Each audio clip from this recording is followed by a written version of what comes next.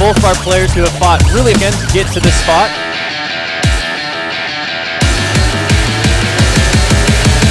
They're both really strong players. Oh my goodness. What a game!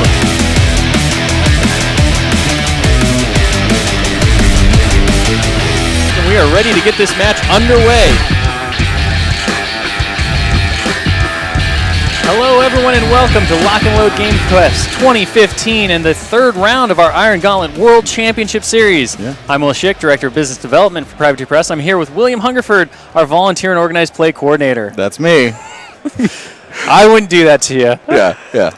So we're here ready to go for our first gauntlet round of the day. Yep, first 75 match. These guys have had two very hard rounds already just to get here. They have. Yeah. My favorite story so far from the day was when you came over talking about the initial pairings and we were discussing it to start, and you said everyone you went up to basically just had that look of absolute dejection when they saw their opponent was. Right. And everyone was like, it's a hard matchup for everybody, guys. And they're like, it's not like you're being picked on at all. Right. So today we're showing Jeremy Lee versus David Smith, two guys out of Houston. Yeah, they're both from the same game store actually. So these guys have some regular contact with each other a lot. I know that again when you were dicing off to determine random pairings for the gauntlet round, they were really crossing their fingers they wouldn't see each other until the finals. But instead, they wound up that the two Houston guys are facing off against each other, and then we have two international guys actually vying for the top spot as well. David Beauchamp and Trent Denizen. Regardless of what happens here, we are going to see a U.S. player versus an international player. So that really just brings home the idea of Iron Gauntlet being the world championship, the best in the world, and all these guys competing at a very high level. It's super exciting.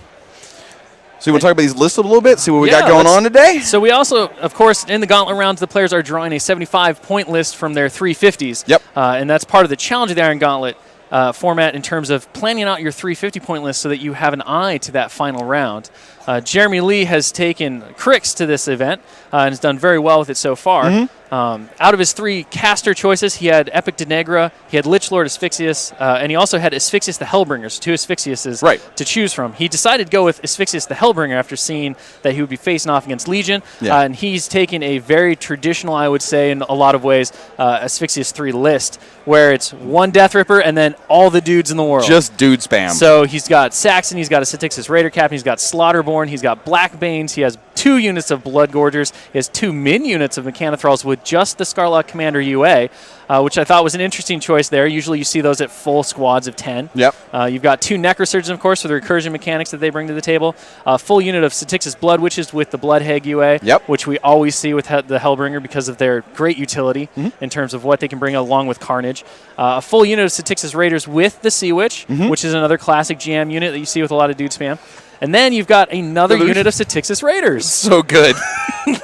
just to add some stuff in there. And if that wasn't enough, the cherry on top, Wither Shadow Combine. Right.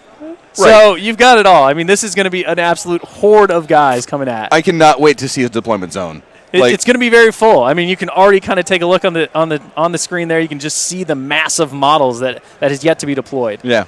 And going up against that, I really love the list that he's going to be facing against here because it's just so unexpected. Right. So his opponent, who's David Smith, is playing Legion. Now, out of his choices, he had Vale 1, he had Thagrosh 1, and he had Lilith 1.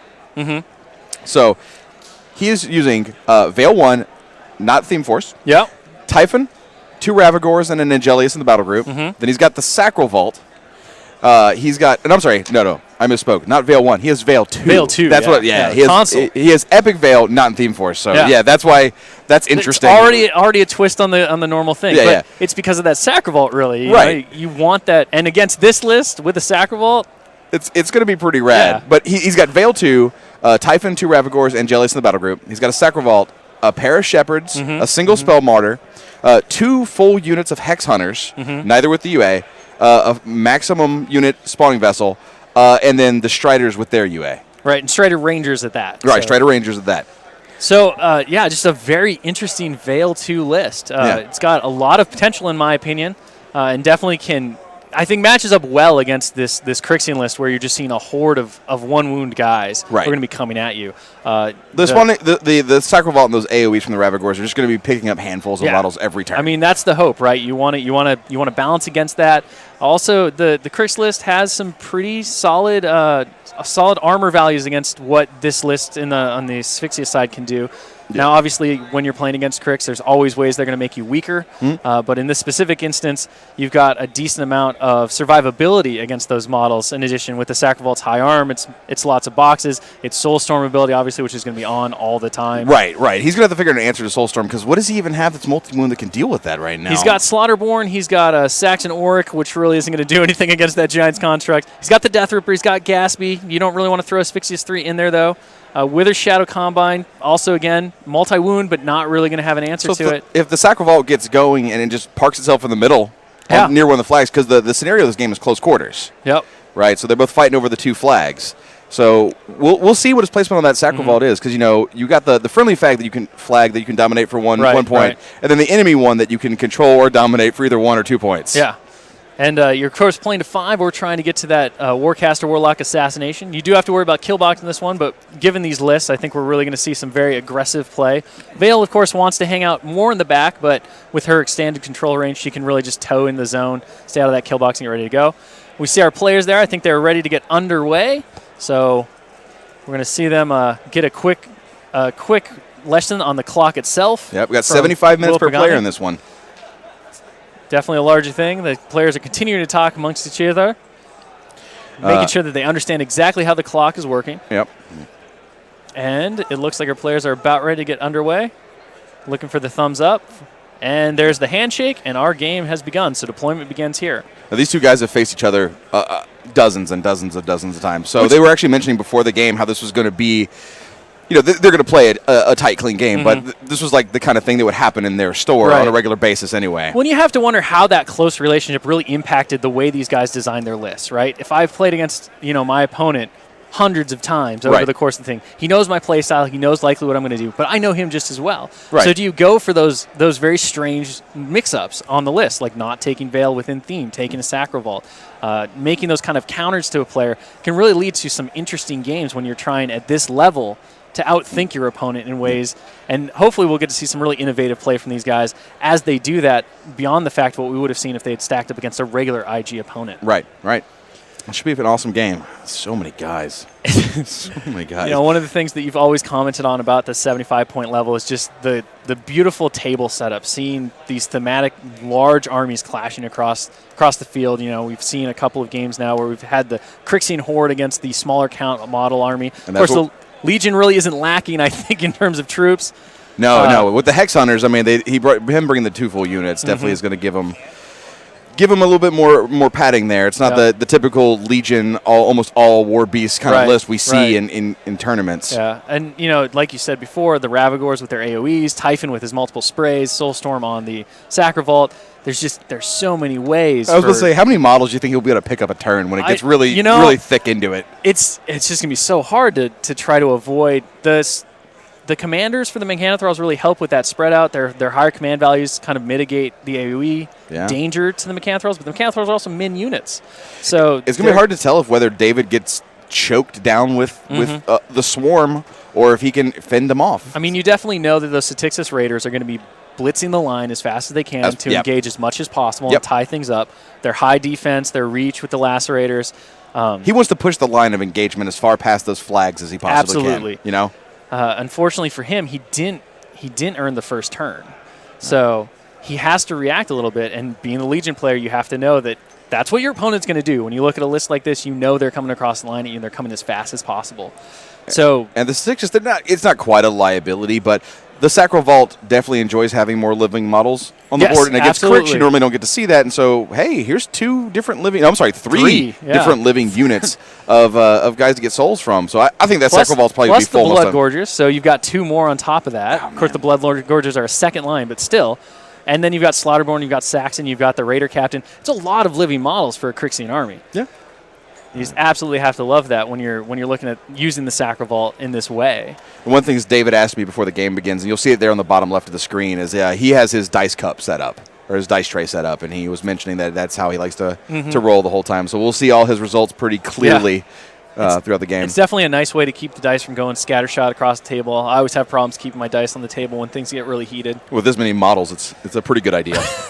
It's true. No Indiana Jones in the Temple of Doom action. No. The rolling ball. And, I mean, these armies are so nicely painted. These guys have put a lot of time into hobbying appropriately and just making these armies not only viable in a competitive sense, but also beautiful in a hobby sense. You don't want to see a dice just careening into one and exploding it in an absolute orgy of destruction. The rolling ball was Raiders of the Lost Ark, wasn't it? Yeah. Isn't that what I said? You said Temple of Doom. No. You said Temple of Doom. I refuse to even believe Temple of Doom exists. Well, you said Temple of That Doom. one in Crystal. It's been a long weekend then. He ripped his heart out, though, on Dom Shivai.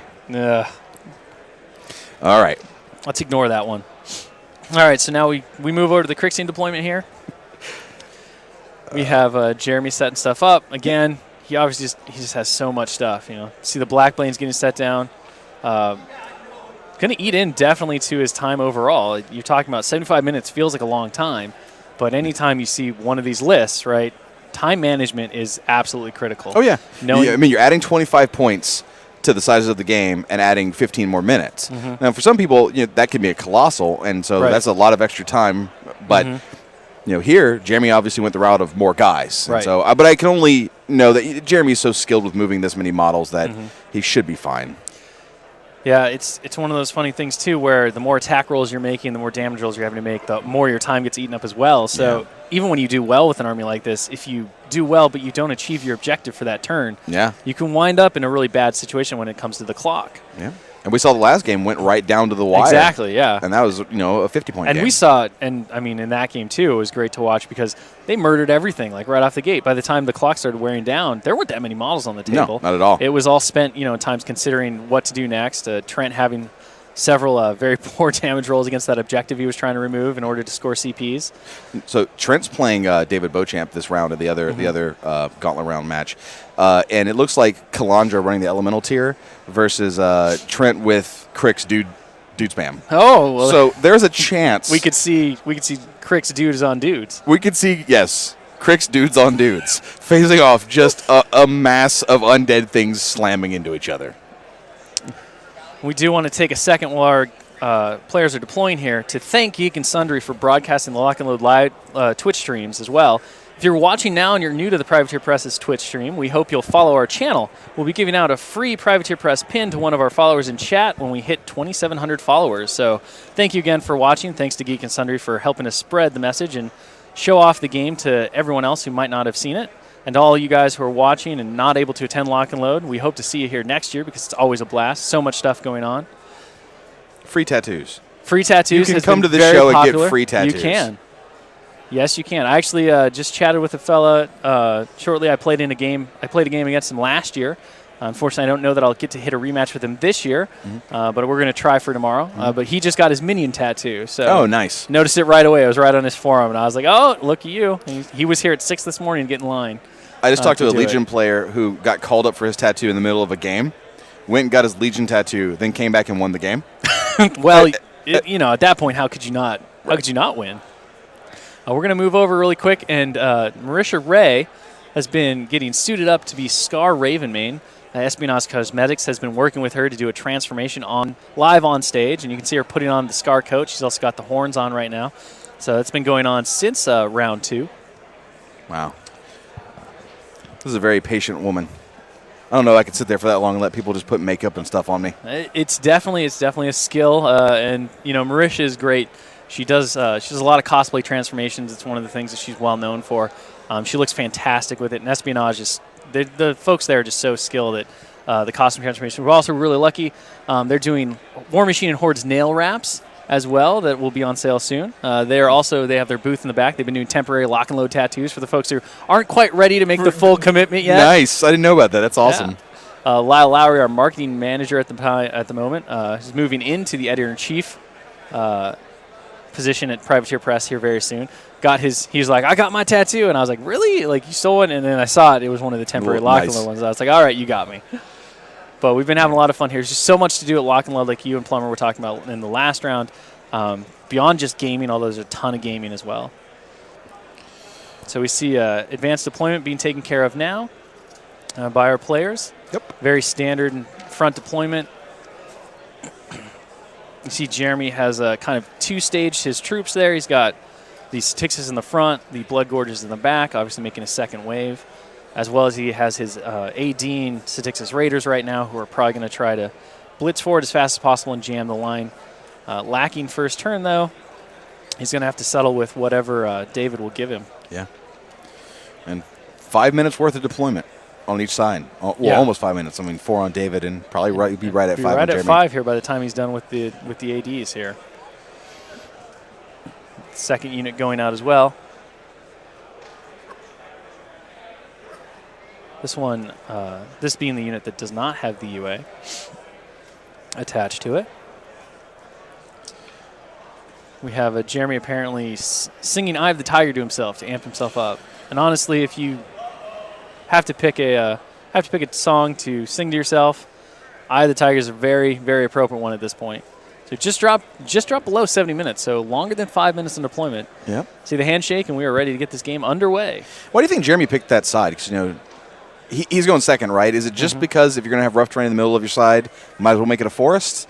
Or do you see something on the board that really complements his army? I mean, the trench that sort of leads to the enemy flag is really good. Trench is absolutely useful, especially when you're facing down a lot of AoE effects. But there's still a linear, close to, there's a mirror for David's side. So, I don't know. I'm looking at his side of the table, and I have to think. I mean, you consider that he has Saxon Orc in his army, so he can hand out that Pathfinder as he needs it. Maybe he just wants to park Asphyxius inside the forest and give him the extra defense for the majority of the game. Honestly, if I had to jump into his mindset, I think it's just denial. You don't want those Ravagors to be able to park behind a forest and shoot you freely. And that's also and the Sacral Vault, because it's got eyeless sight as well. So you steal the forest and simply deny your opponent the safe zone, right? Yeah.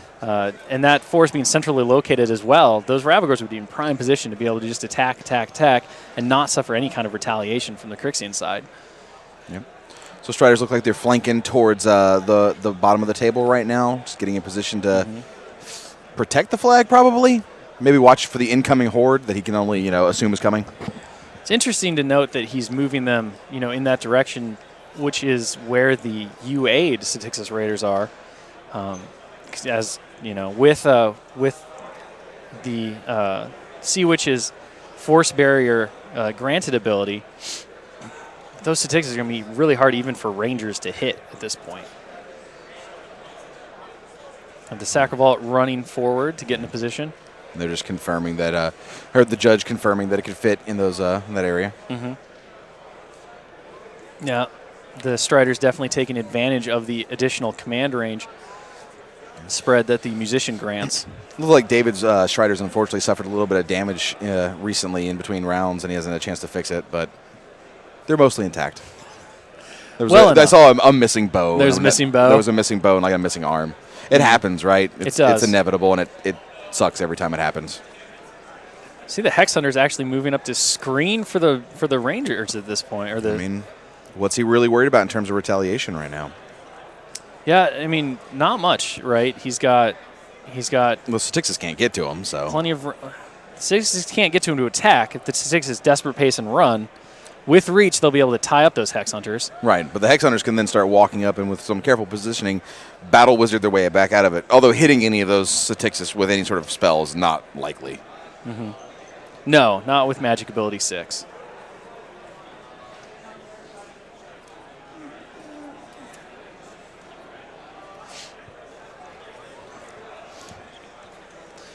So you see the Ravagors activating and running as well. Yep. Getting in up to field, using that linear obstacle that you pointed out as being the mirror to that forest. Yeah, I think he wants to be able to in position to shoot at whatever's going to try and hide in that forest. Oh, absolutely. Well, or even through the forest as well. The forest meaning nothing to eyeless of sight models, really. Nope. Hugging that linear obstacle will also be really useful as, there's a decent amount of reach threat on the Crixian side, but none of it is significantly hard hitting. Right. Unless those power swelled, the Sea Witch led Statixis Raiders decide to go for the Ravagors. We see that David's playing with both the he's using the Iron Gauntlet metal dice to track the souls on his Sacral Vault, and he's got the Iron Gauntlet Focus of Fury tokens back there. So some more of those neat prizes these guys get for just even getting here. I love listening to those when the players roll those metal dice. I love just listening to the thud on the table that they make.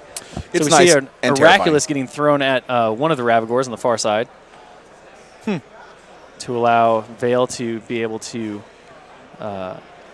channel some spells through it. So we see Admonition on the far Ravagore and Refuge on Typhon. Refuge on Typhon. Yeah. And Occultation on Veil herself. Interesting.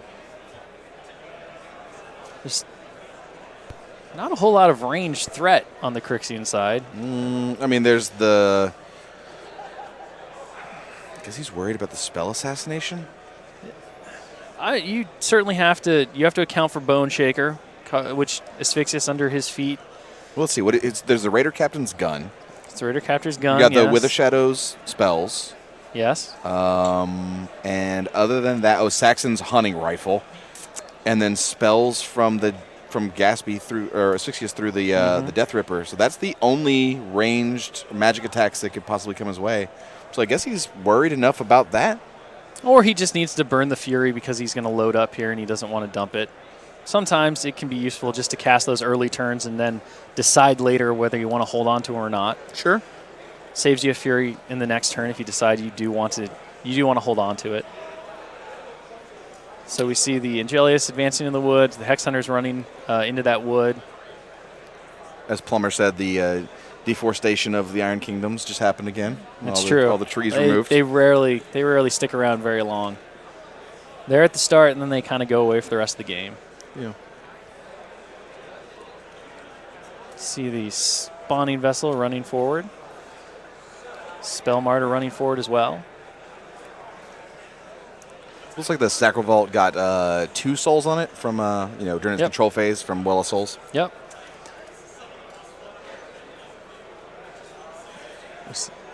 See a condition to add 2 Fury to Typhon. Yep. And that will be the turn for David. Ships it back to Jeremy. Let's see how fast Jeremy can take a turn. Well, I mean, I think Jeremy's turn is still pretty straightforward for him as far as David's advance up the field was. He ran a lot, but he's still not as far up the field as you really want to be when you're facing down Statixis who are going to try to jam themselves down your throat. Oh, I mean, like, Jeremy's flag is going to be – there's going to be lines of people. He's going to be surrounded. Yeah, that he has to go through now. We say that, though. We'll see what Jeremy does. See Asphyxious 3 advancing forward. He casts Ashen Veil on the non-U8 Statixis, which basically makes them as defensible against range attacks. Is that the non-U8 one? Yes. The U8 one is on the side closest to us. Okay. So Ashen Veil is going to give those models concealment as well as causing living enemy models to suffer -2 to attack rolls within 2 inches of them. Yep. Asphyxious choosing not to allocate any focus this turn Yeah. to his one Death Ripper. The Death Ripper doesn't need to run anywhere this turn. Right now, the Death Ripper doesn't really have to have a lane to run anywhere this turn. See him considering here his next move.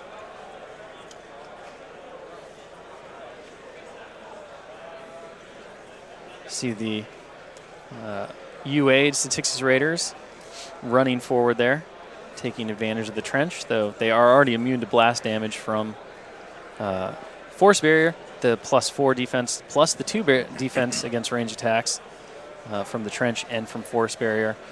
Make those The Hex Hunters are not shooting them with anything. Pretty much impossible to hit. They are not Hex bolting them unless they roll beyond. And I mean, not even the Ravagores are going to try to drift something into them. Right. Because it's pointless. You're just wasting your time at that point. So a strong kind of cornerstone position there from which those Statixis Raiders can sit back and strike out as they need to. So we see the Statixis Raider captain desperate pacing the non-UA'd Statixis Raiders who have Ashen Veil on them. Of course, they're going to choose to run this turn. I just wonder what the chances are the Sacral Vault runs every turn. You know, I mean, it just keeps. It's like Soulstorm. Deal with it. It will really just do its job at that point. Yeah. And you can see Blackbane's Raiders actually going next. Yep. Running forward, using Incorporeal to clear themselves out. Past those Statixis Raiders. And there's, I can see Blackbane. He's chilling behind the obstruction, keeping himself safe. Not that there's much that can get to him from there. No. The Hex Hunters definitely pose a threat to Blackbanes with their magical abilities. but the range on those is short enough that at this point, Blackbane is fairly safe. See a charge order for the Styxus. See one charge going against the Angelius, and the rest of them will be running. Looks like that charge had to have failed. I think so. You know, it was worth a shot, though. He's still going to be able to get models where he wants them to. It's close enough that there's no reason not to chance it at that point. Right. And there go those Styxus Raiders doing their job of tying up everything they possibly can in David's army. They're not going to be able to at that position. It depends where he puts the rest of them, though. I mean, the Angelius, if he has to, can just repulse. Right? He's only engaged by the one. He can move over to those two, repulse them away. Probably have a waste of his time. He would just, maybe kill one, overtaking the other one and kill it. But, they're not going to tie up much there. They are close to the line of engagement, though. Well, unless Hex Hunter is lacking Bale to give them Hunter, means that they're going to have some trouble drawing line of sight through the forest themselves as well. Yep, that is true. I'd imagine a few would maybe just walk into melee, take some regular attacks because he can get the front three. Yeah, and then battle wizard into the ones in the back just in case. You could try it. I mean, again, magic ability 6 against concealed Styxus Raiders at a 16. It's not easy. You might catch a couple, it's far from easy. But at this point in this game, that's what you got to do, right? You just got to take guys out as much as you can. I mean, look at the board right now. You want to do as much damage as you can while preventing the return strike to yourself. We have our judges reminding Jeremy to move only one model at a time. Saw that he moved a few models there. Multiples, just try to speed things up. Okay. Well, the distance is not a problem. That is not legal. And like we said before, these are two guys that have they played each other a lot, so it might be easy for them a couple times to slip into that casual, we know each other mode. And so, but our judge Will Pagani is going to keep things fair and make sure that everyone's, staying on top of it. Absolutely. No fault of the players. I could see that happening easily if I played somebody I knew and played regularly. So you see the Wither Shadow Combine advancing forward. See the other Necrosurgeon and Stitch Thralls advancing forward. See Vociferon making his run into position. Canathral's in the back, just kind of advancing forward as well. And that will end Jeremy's first turn. Yep, ships it back over to David. And David has this entire half of a board has almost every square inch has a miniature in it. And he's got to start dealing with that right now. It is very full. Because the second he doesn't deal with it, everything that can cause the majority of the models that can cause the AoEs and cause the most damage are tied up, and then they're just always tied up. The interesting thing to note, though, is that, I mean, as far as what we expected for a very aggressive first turn from Jeremy, didn't really happen. He made some decent progress up the board, but nowhere near as far or as fast as you'd expect. And you have to wonder if the Sacravault is what's kind of driving that cautiousness. Could be. I mean, it makes sense. Look, David considering his options here. Trying to determine the spell effects and the defense values on those Styxus that are Ashen Veiled. Pondering his next move. And here's the part where you trade off, right? You've got a lot of guys on the table. You only got 15 extra minutes. How much time can you spend early in the game to think? Right. And make sure that you don't make a critical error now, knowing that every second you think and spend more time considering is going to cost you in the late game. See Vale checking her control area. Now he checks the kill box, see how far he has to get Vale up to get out, since that will go into effect this round.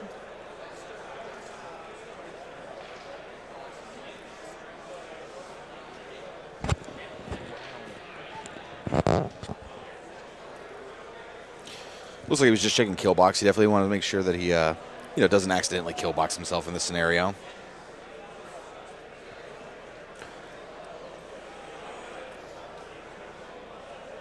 And interestingly enough, Vale's in a bit of a tight spot because she does not have enough movement right now to be able to get through the rough terrain patch and out of the kill box. That's not good. So we see an advance, looks like. So she walks up, she casts Purification, gets rid of that Ashen Veil. Throws the Oculus. See the Oculus hitting and doing no damage. Roll of a 3, that's what you want to see when you're throwing at your own dudes.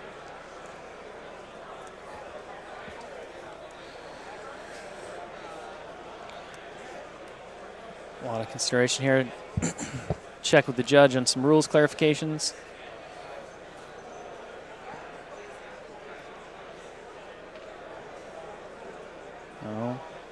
Wondering if we're going to see any other spells cast from Veil at this point. So you see Icy Grip going, trying to knock down the defense on those Styx's Raiders without the UA. Yep. Needs a 6 to hit and only rolls a 5. There's a miss.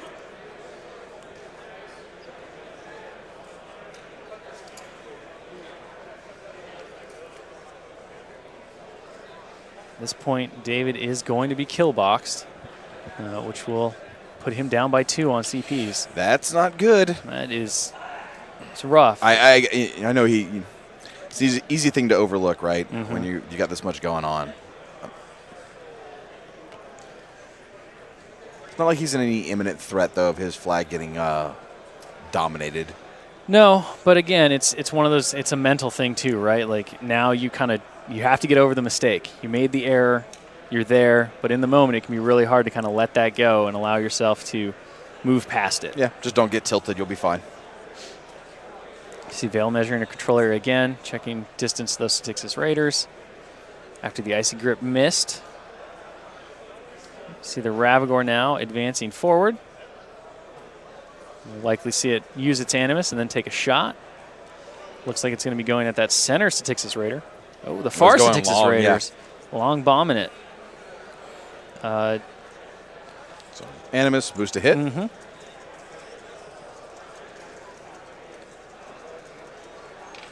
We see no hit. Yep. It goes 1 inch to the 3. Still flips it. So it'll clip just that 1. Yep. So there's the Scather set on fire. Yep.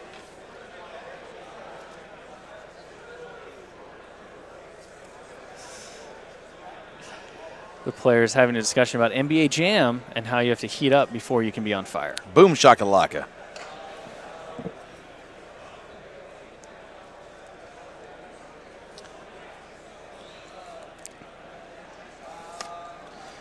So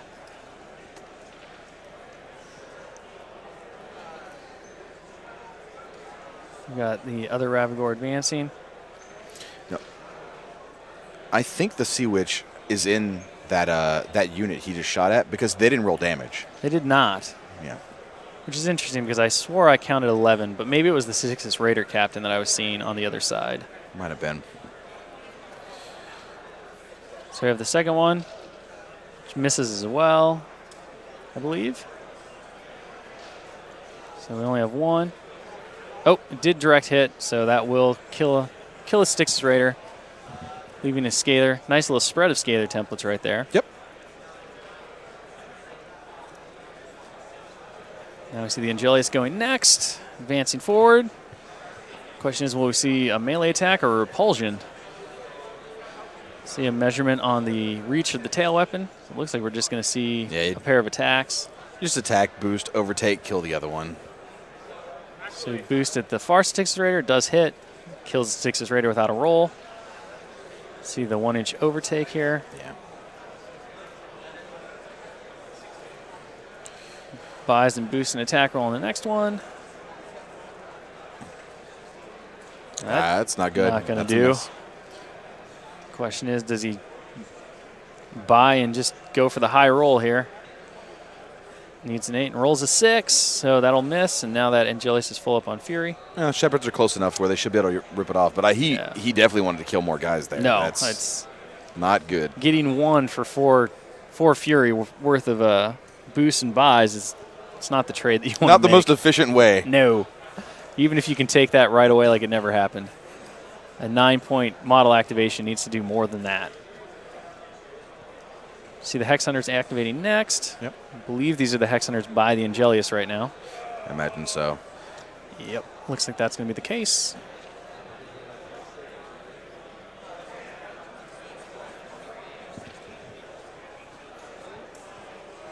There's nothing to tell us right now.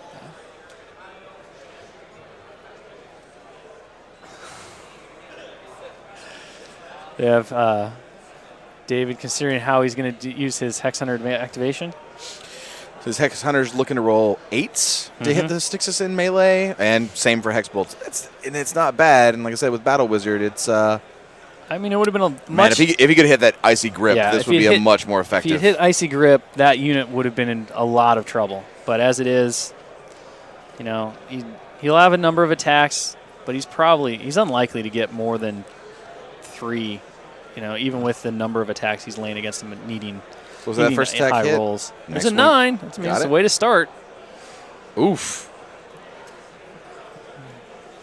Manages to kill. We see a Battle Wizard shot into the far Styxis. Oh, yeah, the Hex Razors are powerful. Does it again with a 9. Yeah.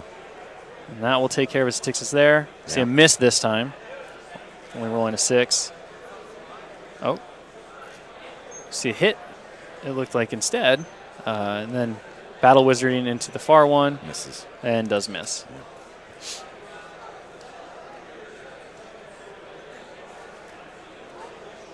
So we have the last one being considered here. Needs 7s to hit on the melee attack. Need an 8 for the magic attack. So first bolt misses, second bolt does hit, removes another Styxis. Need a command check here. Pass their command check and destroy a model. And destroy a model. Well, talked about that box before. We're talking about how some of David's models were a little bit beat up and hadn't had a chance to be repaired just yet. No, I mean, we see a why, right? Yeah. Airing dice. So many models on the table. Spawning vessel advances forward.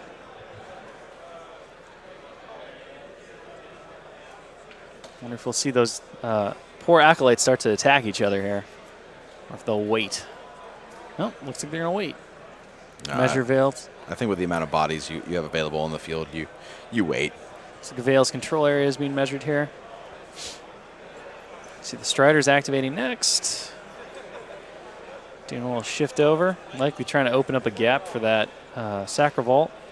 So it can just run straight towards the middle of the table. Why not, right? Again, there's so little on that board that can truly threaten it.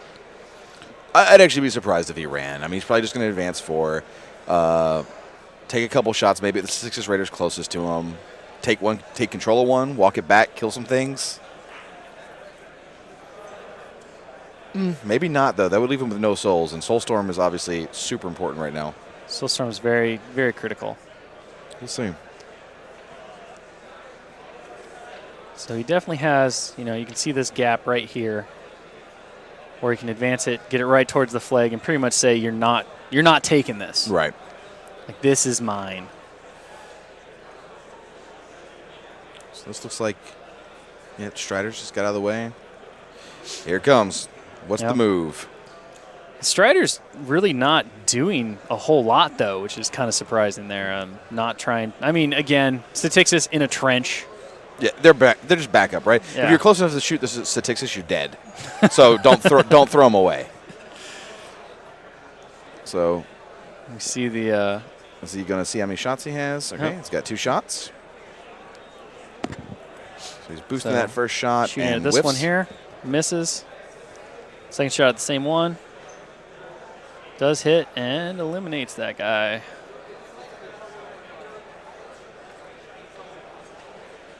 So that Styxis is removed. If he decides to spend the soul to take control of it, he might be able to remove another Styxis as well. Yeah, I think that might be what he's checking right now, but I don't know. I'd be surprised if he spent that soul. Like, Soulstorm is protecting such He's got 2 souls on him right now. I mean, no, he spent 1 to boost. Oh, he spent 1 to boost. That's right. Yeah, he's only got 1 left. Like, I don't see him spending it. That aura of you literally can't come over here is just too powerful. Well, it depends. I missed the measurement on the range of the gun. If he's within 10, he is burning it, he says, at this point. So here we go. So he's going to use it. He's going to take control of that Texas Raider he just eliminated. Okay. Make a melee attack roll. Box. Does hit on a very good roll. Kill. Does get the kill. They're going to measure and see if he's got it. And so gets both of them, but looks like he was out for soul collection purposes. Typhon is going to go ahead and murder a couple of his own dudes to give the Sacrivault back its soul. Yeah.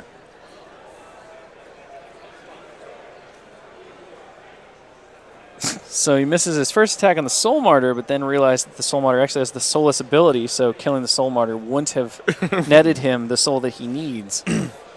And David's got to be careful because when you Deathly Dominion with the Sacrivault and take control of something, it actually RFPs. You don't get its soul.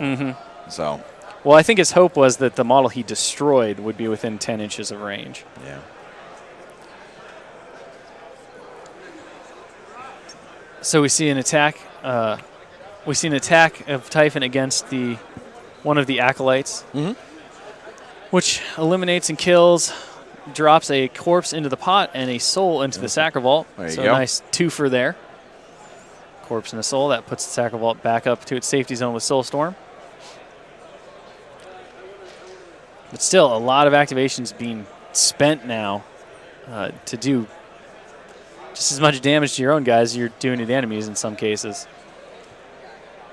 You see the Shepherd advancing forward, conditioning it looks like on the Ravagore. Yep. Stripping a Fury. And that is the end of the Legion turn. So not an incredible turn, but damage dealt. Yeah. Got some good hits in. He's got those Scather Clouds or templates in a pretty decent spot. We see a fire roll. Fire goes out on a Styxis that was not directly hit. So lucky there. All right, Jeremy, let's see what you're playing. So, I mean, at this point, you know, you've got some options. You got some charge options with the Styxis Raiders with the advance forward.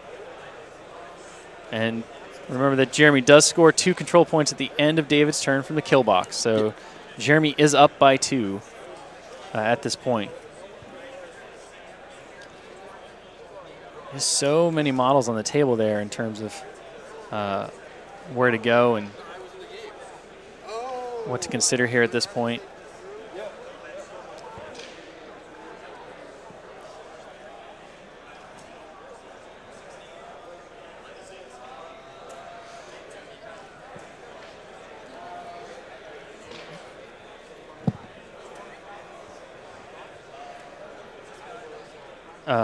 So Jeremy's in the tank.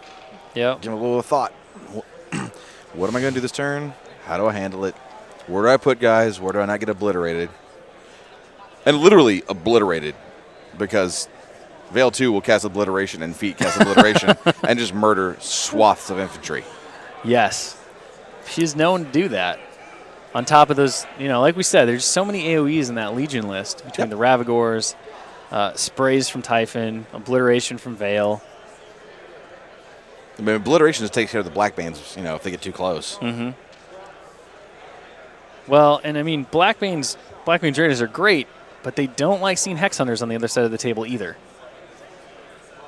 Because Magic Ability 6 is more than enough overall to take out the Blackbanes, whose defenses aren't, you know, they're not terrible, but they're not anything to really write home about as well. So, looks like that unit of Styxis are power swelling and charging, so that means they've got the UA over there for sure. Going forward, trying to do as much damage as he can. Yeah, definitely trying. Looks like he's going to try to take out that Angelius. Yep. Which would remove a sizable tool from David's toolbox, but you know, the Ravagores at this point, I feel like, are the larger threat to Jeremy overall in the long game. You got to be careful about the Angelius, though. Repulse is so powerful in scenario. Yes. Being able to just push guys off that flag. Yep. Because I walk up, move away 2 inches, it's super solid. See them doing their best to avoid the scalar clouds, or scalar AoEs, excuse me, not clouds. I misspoke. I said push 2 inches. I meant within 2 inches, push 3 inches. Sorry. So, yeah. So even better. Yeah, that's what I just got backwards. Well, and you can't discount the ability of Vale herself to be able to cast that Animus as well. Sure. Because, in a clutch play where you can get to that flag and dominate, just push the things that you need to out of the way.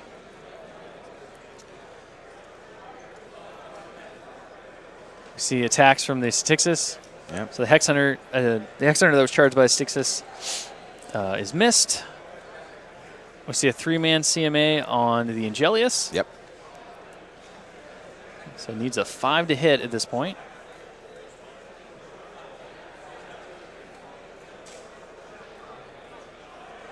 So we see, I believe that was the whip. Hits. See a lot of dice there. So 9 boxes to the 2. Solid. We see a whip and a horn CMA here. Off of the horns, apparently. It's -6. So 5 more damage to the 6. And then we see a whip on its own. And misses. So a clever use of the Styxis' CMA abilities with their multiple melee weapons. Make sure that he is maximizing his to-hit chances as well as his damage rolls.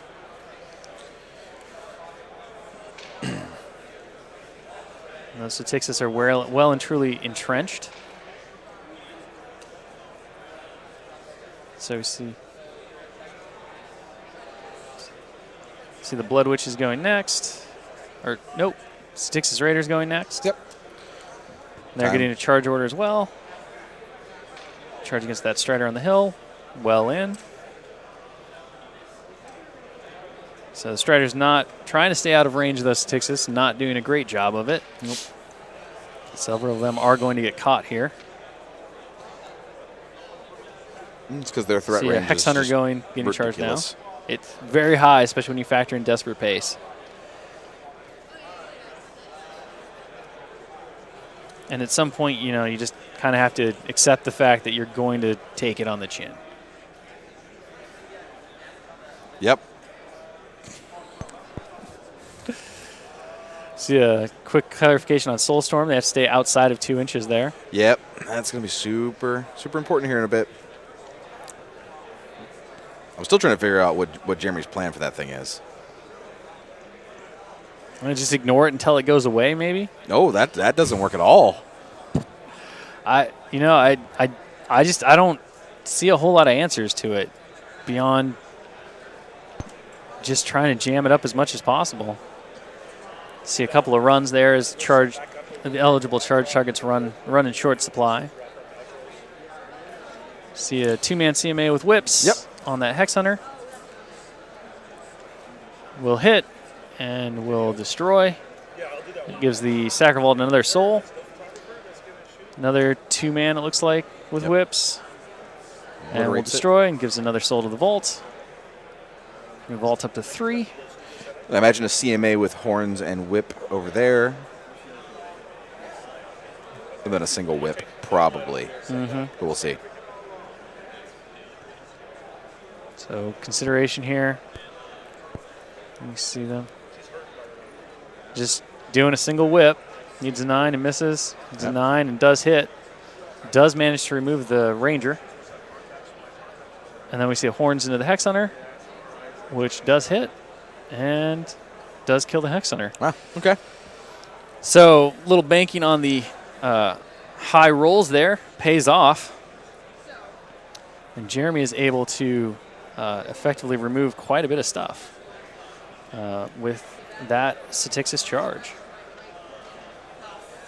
And now you've got a whole lot of guys right next to the flag facing down those Hex Hunters. See the Blood Witch is going next. See a Blood Witch charging the Hex Hunter. And Saxon Auric, who gave them reconnaissance earlier in the turn. Okay. Bloodhag runs and checks command. Make sure that she keeps her charging model in her command range so it can make its melee attack. Just moving up the board and spreading out. Sure, we'll feel like we're likely to see the Blood Witch use her once per game ability to give those Blood Witches incorporeal after the fact here. Maybe. I could see him saving it possibly for later. You hold on to it in the hopes that... Well, I mean, they're standing right in front of the Sacrovault, right? Who has magic weapon. There's just so many magic weapons on the table, though. Well, okay, let's see. Yeah, you got all the Hex Hunters. I mean, most of those Hex Hunters are probably out of position at this point. See the Blood Gorgers running. Yeah, move up as a second wave. I don't believe the Blood Witches used no, they did not. The many feet. It was not declared. It's definitely something I would say for later when if you can clear out that bottom flank, get rid of those Hex Hunters, and then do something about the Sacrovault, you have a better chance of it being more useful. Otherwise, it just doesn't really do much. It's a big something. It'll also be useful later whenever he needs them to make them, I don't know. I mean, it happens at the end of the activation, right? So you can't... It's all defensive. And again, this Legion list is just so strong against incorporeal threats.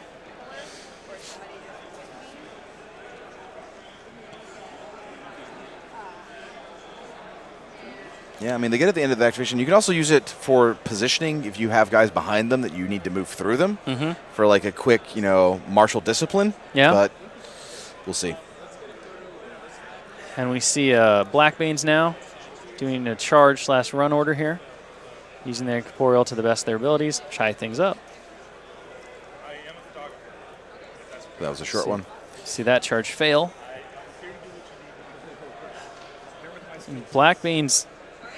Charging Blackbane's not necessarily going to be able to deal a ton of damage. Just gets guys in the way, though. To the Ravagore, but it does, like you said, it does certainly put them in the way. And there's plenty more guys where they came from. I mean, yeah, he has a whole unit of Blood Gorgers back there that he still has yet to even activate. And a min unit of Mechanothralls with the UA, and another min unit of Mechanothralls with the UA, and some Necrosurgeon and Sith Thrall. Yeah, there's a lot of stuff back there. Yeah, no. I mean, I'm not 4'2", so I think we're getting close to critical mass pretty much being David's next turn, that if he needs to figure out his positioning very quickly and where he wants everything to be at, or he's going to get swarmed. He's just going to get choked down with too many bodies that, especially with the recursion mechanics he has available to him. But that said, David has an excellent opportunity to do just a ton of damage on his turn. Yep, if you can clear those Blackbanes, free up that Ravagore, or even take the free strike if he has to. Make some AoE shots. Everything's pretty well clumped up still. I just want to see Typhon's activation. Typhon should be able to just be a monster. I mean, I'm looking at some great lines here. You've got this right here. Yep. You've got, if you want to, you could go this way and get rid of that one that's jamming up this Ravagore. You've got this line right here. You've got just so many options to get multiple models. Typhon's just going to be a real hero here if he can pull off the right activation and get some decent rolling. Yep. So I would not be surprised if we see Veil feet next turn. It feels like we're getting close to Typhon walks up, throws some sprays. One of the beasts or a model gets up there where he can hit it in the back with the Oculus, throw out an obliteration, feet throw out an obliteration. Well, I mean, yeah, you've got some decent clumps of troops here, based on how he's moved. Here especially, if you can get an obliteration here. An obliteration here would be nice. You have to avoid that trench, though. Yeah. We were talking about earlier about why we thought each person picked the side. I mean, I'm sure that was also a huge part in it for Jeremy. Absolutely. Having a trench to jump in. When you see a trench on the table and it can be beneficial to your deployment, you want to take it. Yeah. Trenches just have such a huge impact on certain armies, and you don't want to give that up. And Legion, with Veil, likely you're going to face a lot of ranged threats, so it's just a safe bet. So Jeremy ships the turn back. Time for David to do some damage. All right. So Asphyxia's had a really conservative turn that turn. he did. He really didn't put out any spells. He just kind of sat on everything. He didn't even use his feet, although probably not the right time to feet yet. Not time to feet just yet, but a little more of an aggressive play from Asphyxius, and it might have been. No reason to really throw the upkeeps out because Purification's there. Mm-hmm. So, yeah, it's, you know, Carnage not in range for Carnage use at all. Death Ripper still being pretty conservative, likely waiting for an assassination run on Veil. And that might be the strategy here for Jeremy. Try to bait Veil into a poor position where that Death Ripper can come up and Asphyxius can kind of get her with spells. Yep.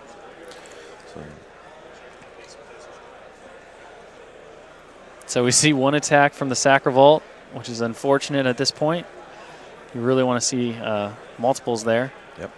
Boosting, hits. Yep, no problem there. Plenty of souls to do this. I'm sure we'll see it. Yep, we see it spend its ability here. We just had Scar, Ravenmane, and Lieutenant Allison Jakes appear right by the commentary booth. It's War Machine all over the place here. So the judge just corrected him that he doesn't get the soul from the RFP. Yep. Good job, Judge. You handpicked them. They should be pretty good. They better be. All right, so quick consideration here on where to go next. And we have 3 souls left in the Sacravault after all of that.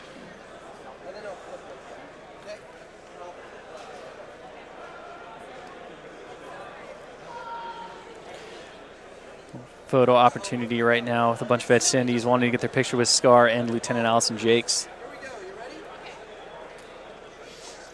See David considering his turn, counting out his stuff. See the Striders activate next. Looks like they're going to take some shots.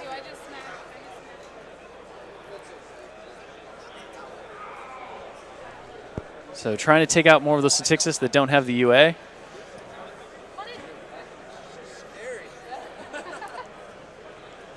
See a hit. Wow. Eliminates Statixis.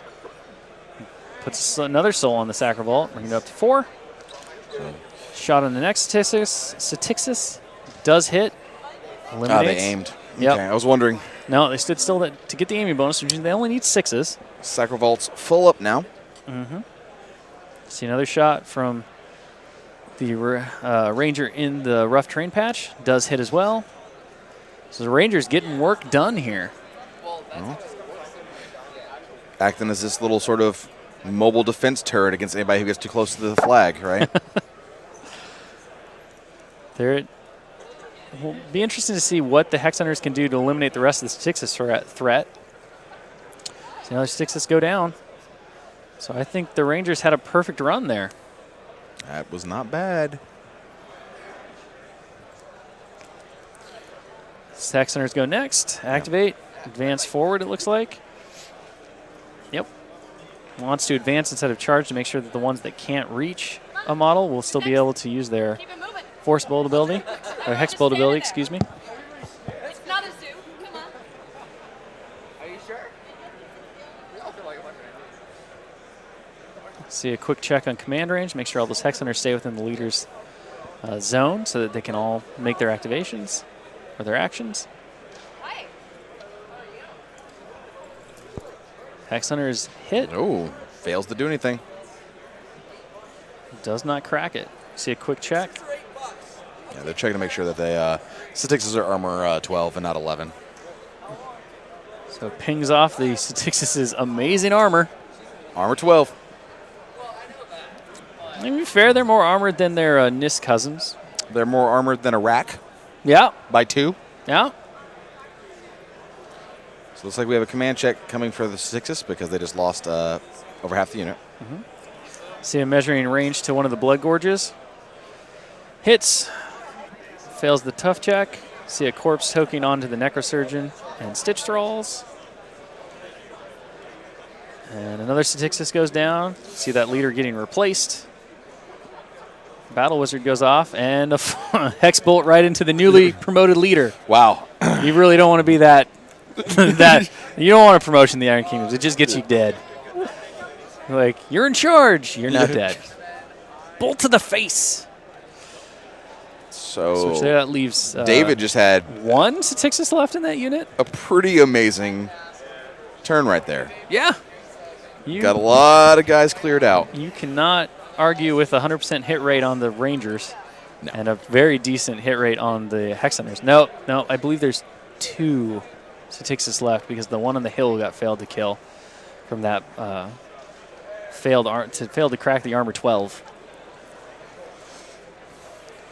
And Jeremy still has more than a 50-point list left over. Yep. Yep. There's a lot of stuff. So, you feel pretty good, but he's down. He's down to 2 control points. He has to move Veil up to get out of the kill box this turn. Yep. You don't want to go. You don't want to go down 4. That's for sure. Oh no, you can't. You go down. You get kill box twice in this scenario. It's very hard for you to not lose immediately. David asking for some clarification on the Ghost Raiders, trying to determine his next moves over here. Asking for some Blood Gorgers, looking for their speed. Speed 5 on those. So a little less threat than what David was expecting.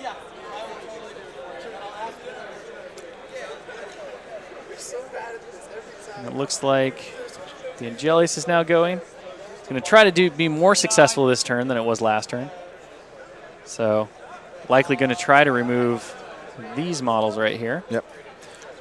Tags the first one. Does take the first one. Overtakes. Overtakes back, though. It's kind of interesting there. No, it doesn't want to be anywhere near that fight. It's going to, I wouldn't be surprised if he overtakes backwards again. As long as he keeps those 4 models in his melee range, it'll be perfectly fine. Yep, there goes overtake back, avoiding the unit leader. See the third attack. Not seeing the same hit success rate as the Striders did.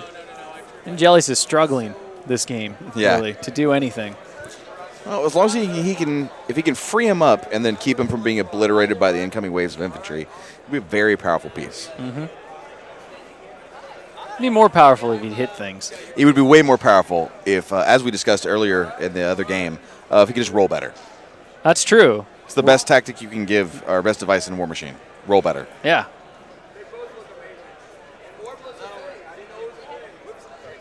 Roll a lot of 6s. That'll do the trick. So you see the Hex Hunters on David's left side now activating, advancing forward, looking to clear out some of those Black Banes. Yeah, the Angelus' activation just not great overall. 4 potential targets and only taking out 1 of them. David also chose to end its activation a little early, which is kind of interesting. He didn't repulse. He didn't make additional melee attacks, which he could have. No, I think he wants the Shepherds probably for the Ravagors and Typhon this turn. I imagine that combination of beasts is going to be very full of fury. I expect Typhon's going to get full up. Yeah. I mean, if he does what he should be doing this turn. So you have the action happening up here right now with these Hex Hunters, attacking Black Banes and a couple of Satixis here. So you see model removed here and a Hex Bolt going over there. Hex Bolt does manage to hit and removes that guy as well. See another hit here. You see a Hex Bolt going over to here, which is a little short. Yeah, Hex Bolt is only range 6. I mean, it hits hard. It hits like a truck. But yeah, I mean, you typically see the Hex Bolt at its peak efficiency when it's kind of helping you get it basically an additional melee attack against the unit you're engaged with. Right. Unless they're with Bethane. Right, and then they're just ridiculous. Then they're just nonsense. They're so terrifying under that feat. So we see a quick clarification that there's a couple in melee. So needs boxcars to hit, misses.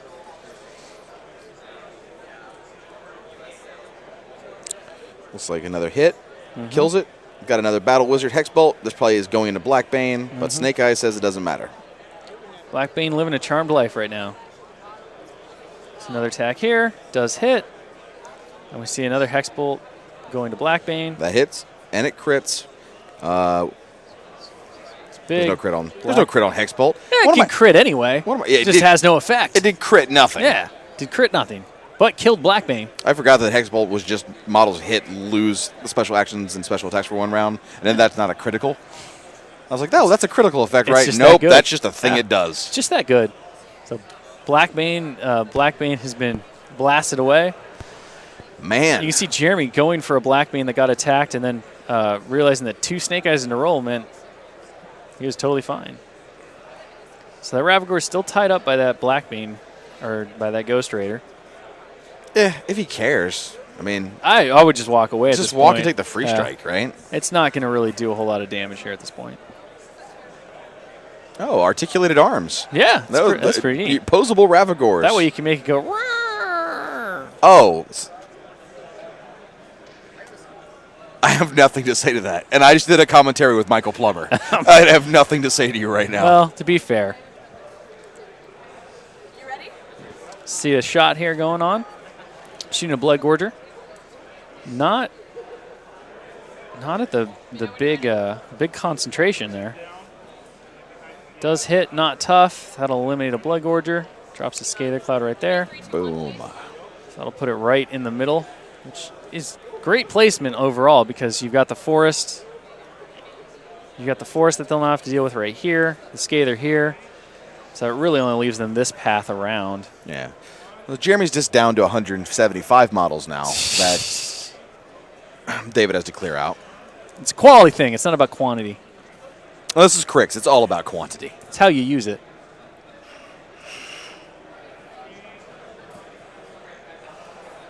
See another shot from Ravagore. Slam onto that Blood Gorger and remove it. So now he can't even cut across the line without taking that 1 point of damage from Scather. Oh, man.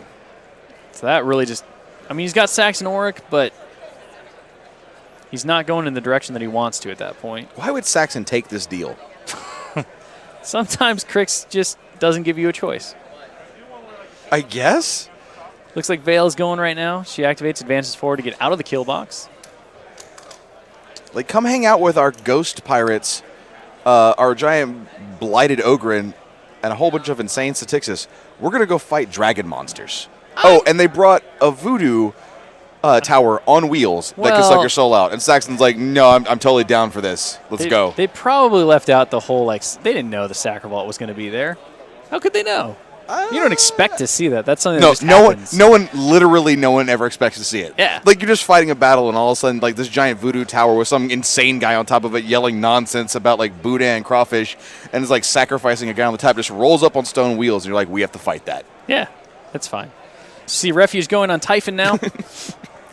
Right back to the action. It's all business here.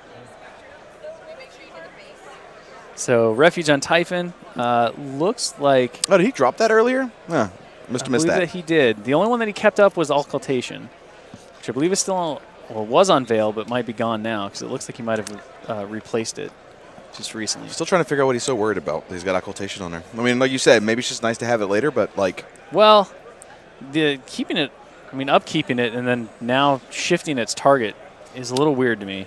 Oh, I know when he lost the... because he purified. Yeah.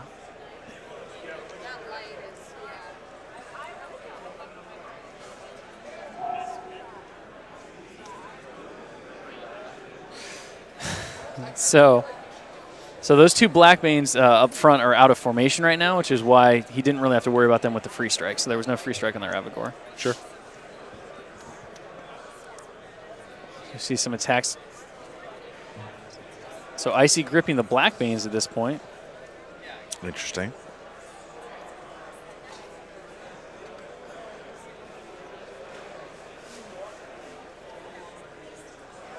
So we see an Oraculous being thrown and missed.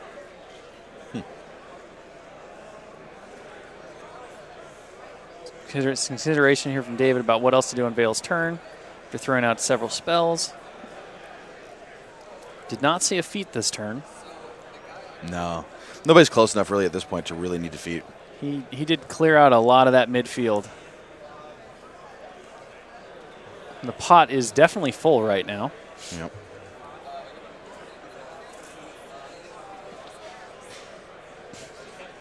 Vale killed one of her own models with her Oraculus after throwing at the Blackbanes and missing.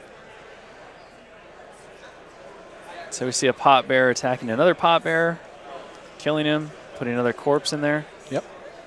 That should give him enough to be able to spawn. Question is it a Shredder, is it a Harrier, or is it a Stinger? Probably not a Stinger. No.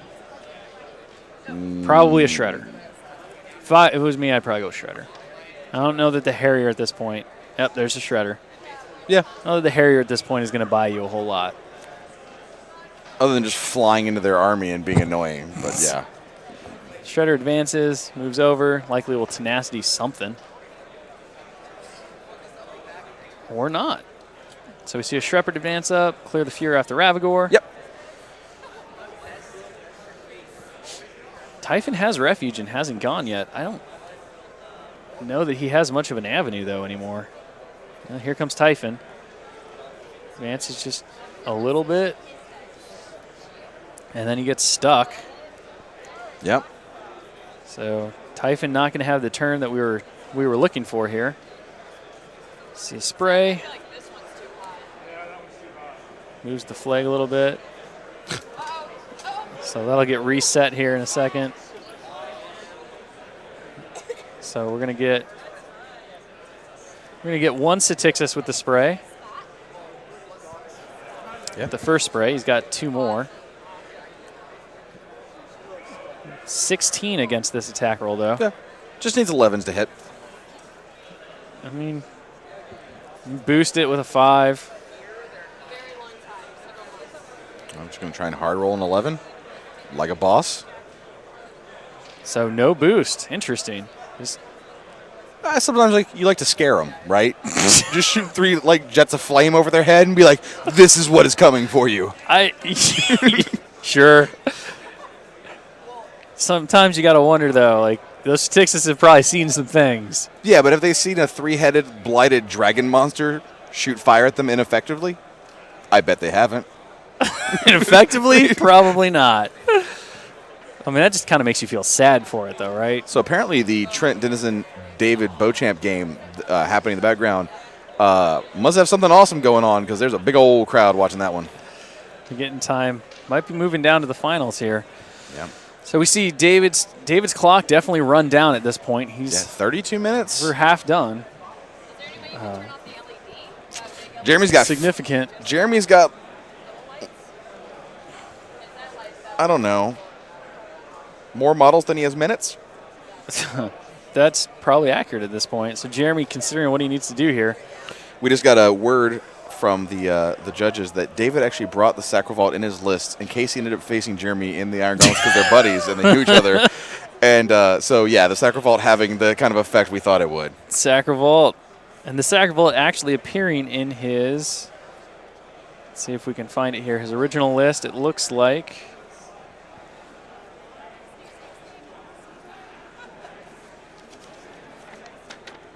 it was in his so he brought it in his Lilith 1 list. Lilith 1 list.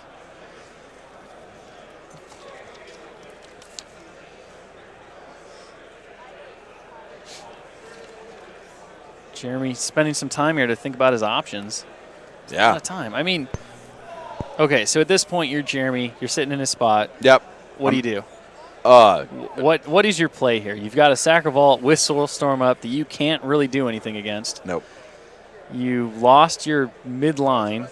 Most of your Satixis who are fast enough to get places are gone.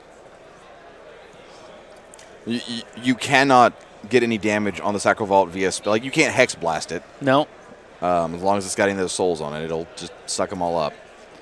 You've got a whole bunch of real nastiness right here behind a linear obstacle. You've lost most of your reach models, and your reach models can't really affect it anyway. It's a lot of hard choices. Oh, wow. So we're going to see the Raider captain right here. make a heroic charge against that Sacrovault. I could see a move where you take. So that captain takes a point. She does hit with the whip.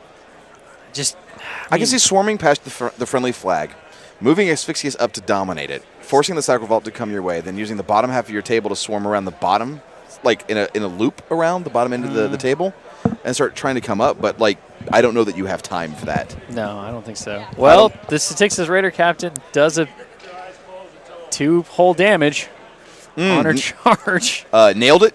Yes. Nailed it. I would say so. Yeah. I mean, she's in the way. You can say that. Yes. She's def 14. It's not. That doesn't solve the problem. Like, you can't do anything with that flag until the vault's gone. No, you can't. I mean, you're going to have to commit. Well, on every turn, you're going to lose a point, assuming that somebody else doesn't just show up and murder her. So see, Blackbane's activating. Yeah, and they're going to take a charge order. At least the 3 who can. The 2 that are out of command range right now will just have to move to get back into formation or stay where they are. Well, they're incorporeal now, so they don't really have anything to fear at this point. See a charge over there against the Hex Hunters. I think you'll see them stay pretty close together. With the loss of Blackbane, their command range is 7. Not terrible, but not great. Not great. Which one's the leader now? I believe the leader is the one. Yep, the leader is right. Well, it got to be the guy in the center, I imagine. Yeah, it's right here.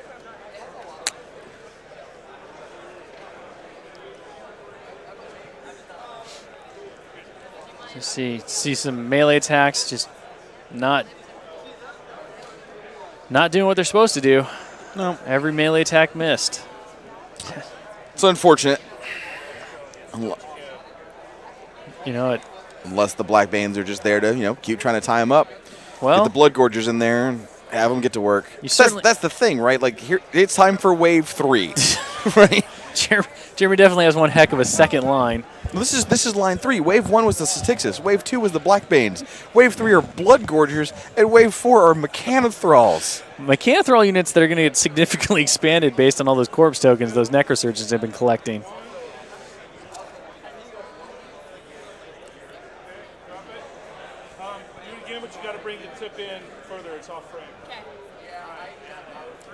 A shot of those Blood Gorgers as they move up the field here. Yep. Love the blue on them. Looks awesome. Yeah. It's a very nice, cohesive color scheme.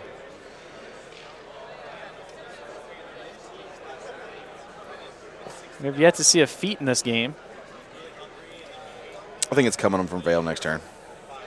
With Wave 3 coming forward, you'd expect that would likely be happening. Actually, yeah, I wouldn't be surprised if Asphyxious... No, Asphyxious is probably not moving up close enough for his feet to...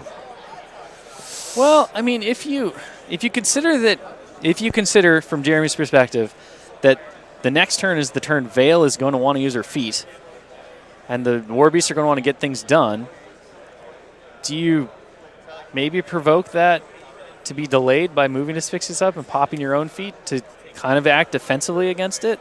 Or do you do it to get the benefit of watching Wave 3 die, knowing you have Wave 4 to go? Yeah. I mean, at some point, you kind of have to. You can't save the feet forever, right? No. But it does mean moving Asphyxious into really a danger zone at this point. Right, because he's still hiding behind the forest for what good it's worth. He is yeah. facing Legion with a Sacrovault. There's a lot of eyeless sight out there. He's basically, I think, at a point where he's forcing the issue with the linear obstacle, right? If you want to get me, which you can do behind the forest, you have to cross it. And if you cross it, then I'm going to have all of these dudes here that can come get you.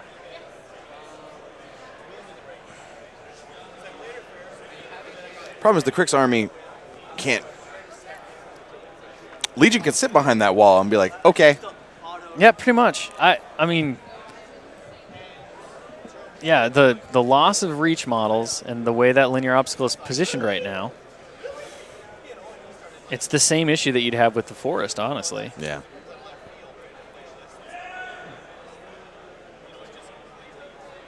So we see some measurements here. See, boxcar is getting rolled.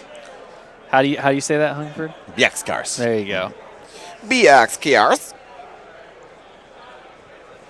And that will definitely remove that Hex Hunter. No problem there. From the Statixis, not the Blackbanes, who flailed ineffectually this turn. They're ghosts. They're used to saying boo, not actually swinging swords at things. Flaming swords at that. Right. Well, maybe they just didn't turn corporeal when they swung this turn, and they were just swinging through guys, yelling at them. Sadly enough, the tokens next to them say that they did turn corporeal. Well, maybe they turned corporeal afterwards. Maybe, yeah. Just They had just really bad mistimed timing. it. They just mistimed it. Yeah, absolutely. They threw it off.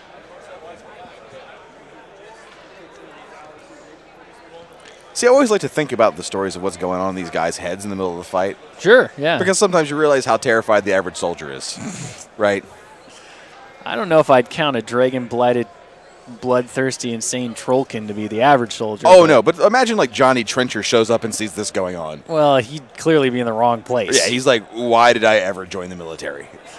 Especially if he's by himself. The Blood Gorgers taking a charge order, it looks like, to engage a few of those Hex Hunters on the hill. See an attack roll. Sees a miss. Second attack. Misses again.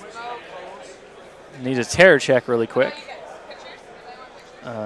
Hits and does eliminate the second Hex Hunter. Oh, no, with the second attack, apparently. See an attack, does hit on the charge, and that will remove another Hex Hunter. So the Blood Gorger's getting some work done over there. Sacrivault's already full in souls, so. Yep.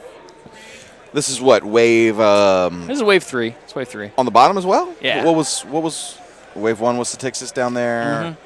What was wave 2? I mean, you could say it's wave 2, I suppose. Yeah, it's wave 2 on the bottom, wave 3 at the top. Yeah. It's like Smash TV. Remember Smash TV? Yes. Ah, such a good game. So we see Statixis, the Statixis leader charging. Yep. Just whipping this bro in the face. Yep. Unfortunately, the Statixis on the hill was out of command range, so she's unable to make an attack this turn, but now she's back in. So if she somehow survives, she will be able to make an attack in the next round. Jeremy considering. Clock is ticking down here, though. We have the Necrosurgeon and Stitch Thralls. Yep, getting in position to start making some Mechanthrall units. Mechanthralls run behind. Oh, yeah. Keep the Mechanthralls all the way in the back. Yep. As far away as possible so they don't get sniped out, so you have a unit to bring back. Very soon they will wind up being full units of Mechanthralls at this pace. Oh, no doubt. See the Wither Shadow Combine going next, advancing forward. Making their way up the table. Running, apparently, instead of just advancing. So Death Ripper takes a single point from going through the Scather to the 3 column. Deciding it's finally time to get in the game a little bit here. Interesting. See Garrelok Slaughterborn running. Going to have to burn through the hill here. You mean the Forest? The Forest? Yeah. Forgot Deforestation. Deforestation of the Iron Kingdoms. Does it look like a hill? Think about the Grimkin. Where are they going to live? So, do Grimkin live in the woods? Yeah, they can. Some of them. Some live in the swamps. Some live in the city. There's always the Spoon Imp. The what? The Spoon Imp. What's the Spoon Imp? It's a Grimkin that comes and rips out your eyes with spoons while you sleep. Oh, I knew about that thing. I didn't know it was called literally the Spoon Imp. That's its actual name, is the Spoon Imp? No, I think it's the Glimmer Imp. Oh, okay. Well, we call it the Spoon Imp. Old Spoony. Yeah. You rip your eyes out. With a spoon. I mean, not even a melon baller, just a spoon. This is real stuff, people. This is real IK, legit things. That Spoon Imp, though. So Garrelok Slaughterborn, I mean, even with Finisher, he's not a significant threat to that Sacrivault. He can put some hurt on it, though. I mean, get one good lick. And it is damage from the Statixis Raider Captain. So the work has begun. Turn goes back to David. Asphyxius activates and just does nothing. He's good. Just sits. Just, hey, man. All of his focus. I found some flowers in this forest that are pretty rad. These are mine. So top of turn 3 here. Lots of stuff still in the Legion players, still in David's face. So we see Vale paying for upkeep this time. Man, To upkeep Jeremy's got some good Refuge. positioning. Maybe this isn't Vale's feet turn again, but at that point, when are they going to use it? I don't know. It's kind of surprising me that we're on round 4 and we really haven't even gotten this game underway in some ways.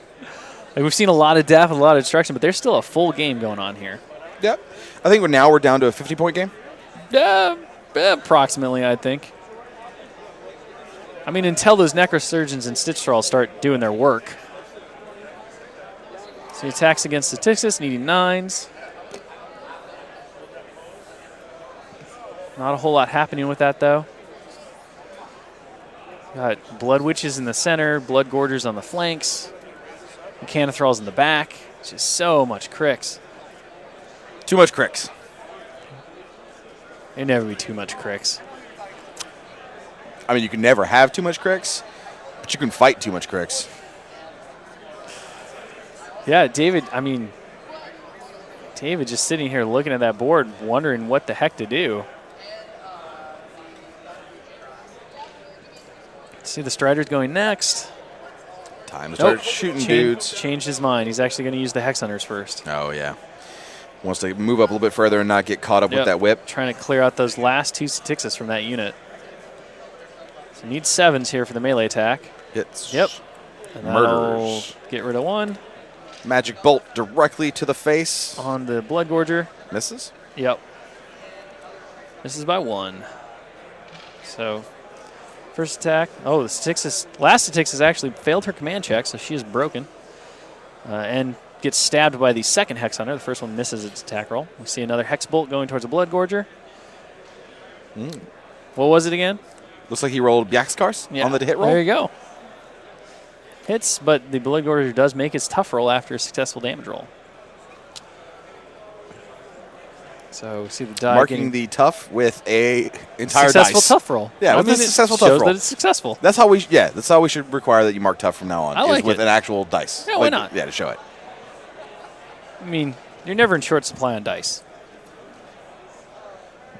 See Ravagore activating, using its Animus, firing, boost to hit roll. Oof.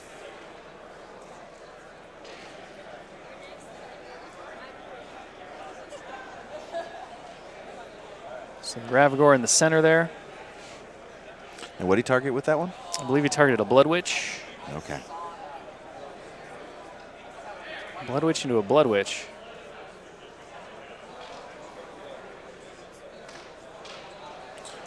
So neither of them go in the pot, just out of the pot.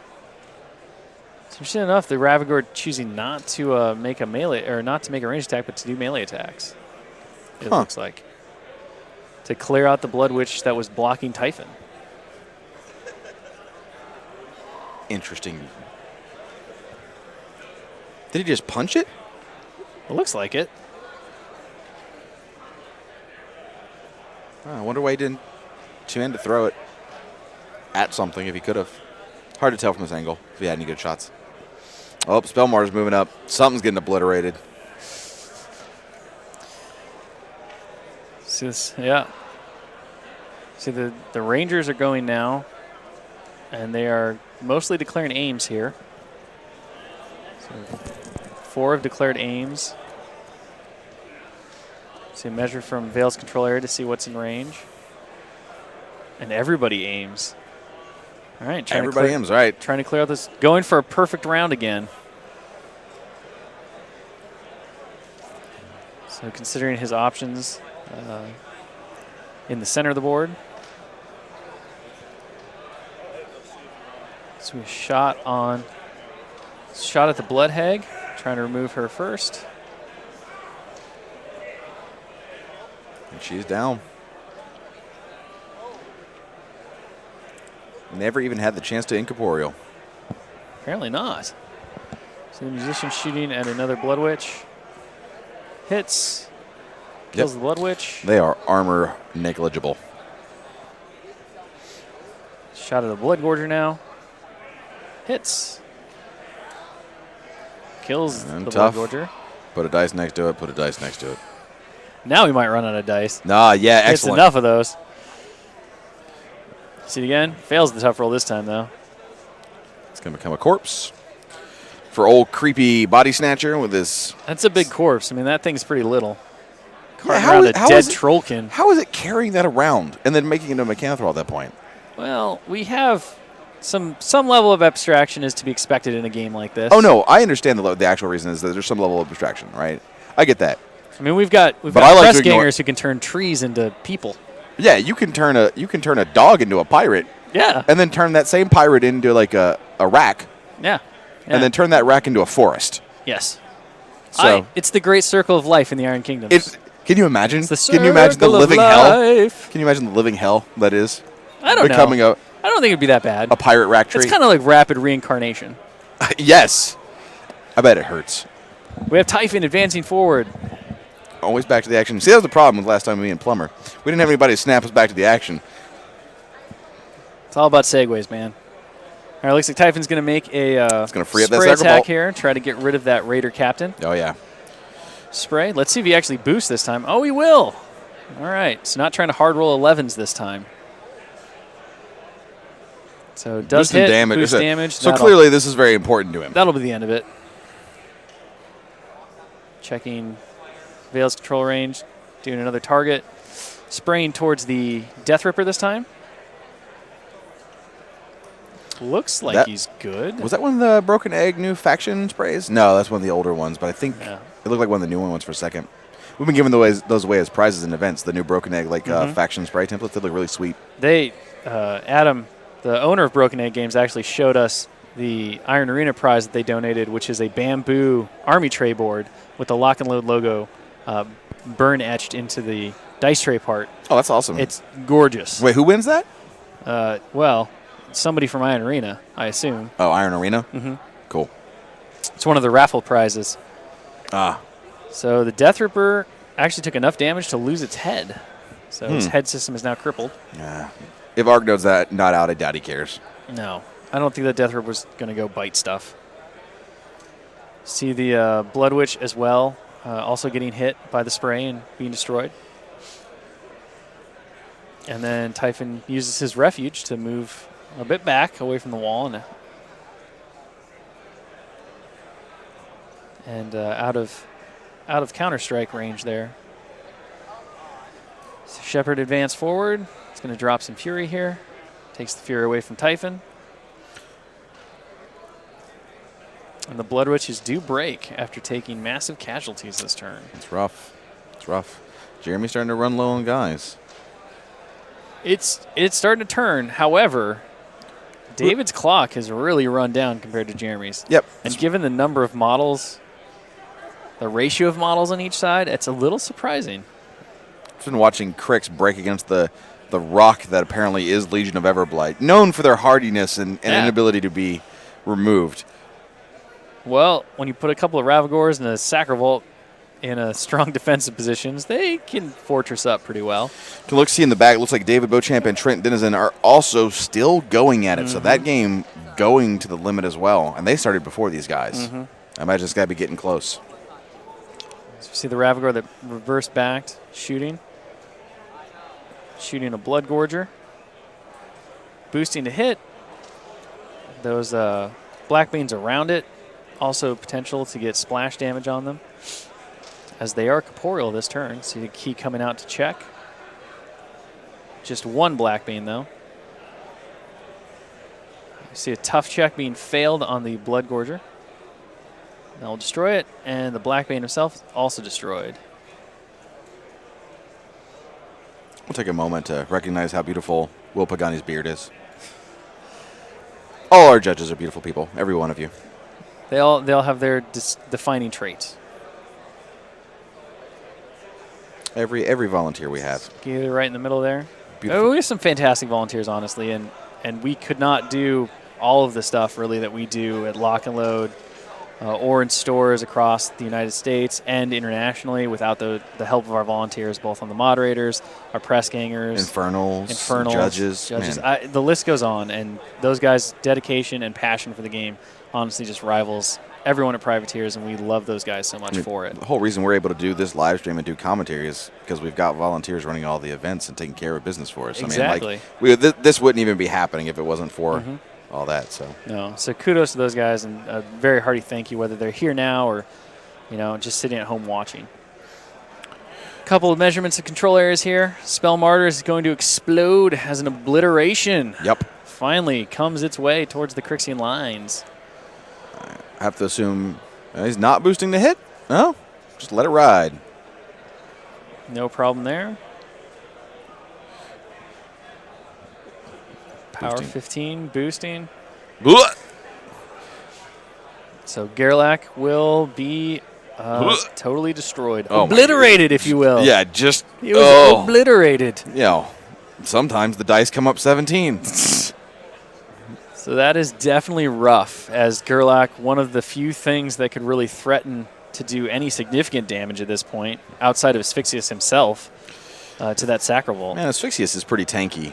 Let's not miss that. But there are 4 Legion heavies over there. Like, he can't go near that side of the board. He'll just get ripped to shreds.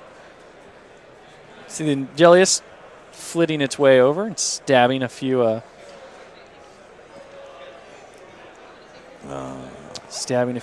looks like Satixis. And the Angelius itself is turned around right now so that it can fit. Seeing an overtake. Last Satixis Raider is now fleeing, it looks like.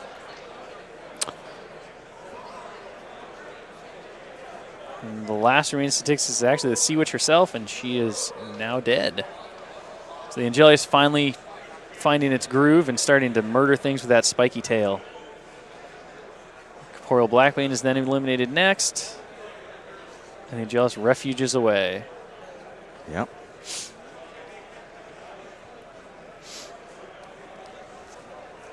So fantastic turn for the Angelius, who's really struggled the last couple of rounds to get anything significantly done. David's running real low on time, though. He is. I mean, 19 minutes. And like I said last round, you can get a lot done in War Machine in 16 minutes, but, like, he's got a lot to do. Yeah. And the thing is, too, is that he's killed a lot of stuff, but between his refuge moves and his kind of conservative positioning on his Ravagors, he's really seeding those flags. Yeah. Now, granted, it takes Asphyxius to start scoring on the friendly flag, but Jeremy's already up by 2. I know that kill box could be huge in this game. Like, do you really start retreating, when you're starting? I mean, granted, the attritional game is far from won, but okay, so you're down 2 CPs, you're killing a lot of stuff, and you're seeding the field, you're seeding the center, and that is not something you want to do. So while you were talking about that, I heard them talking through the microphone. So the Sacrovault only made 1 shot again. Apparently that's its MO this game, is 1 shot. And apparently what Jeremy does is every tough roll he makes, he stacks a die on top of each one. Oh. As a tracker of how many tough rolls that model has made before it stands up again. And then he names them? No. Oh. Well, I heard one was named Pablo. Oh, I don't know what that's about. Well, Steve got killed. That was the one who got killed by the Ravagor shot. And then Pablo took over. Oh, that could just be Pagani. That could just be Will Pagani saying things. It's very possible. Yeah, it's very possible.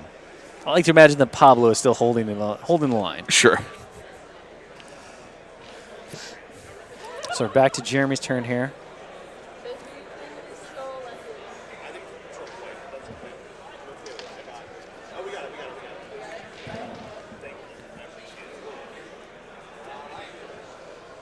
We're bottom of 4 now. Yeah.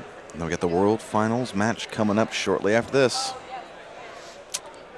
Yes. I'm very excited to see who of our top 4 is going to be there. I mean, like we said, we are guaranteed to see one of these 2 players from Houston, Texas, locals of Asgard Games, facing off against one of our international players. So it will be a truly global event for our finals match. See Jason Watt, who was unfortunately knocked out in one of the earlier rounds. He's watching. Looks like he's having a good time. Jason, who came so close last year against Jay Larson, but Yeah. in an incredible game, one of the best, I think, in general, just came up a little short.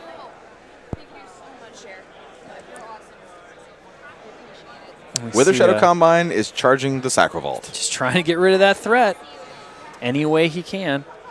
Wither Shadow, in the Wither Shadow Combine,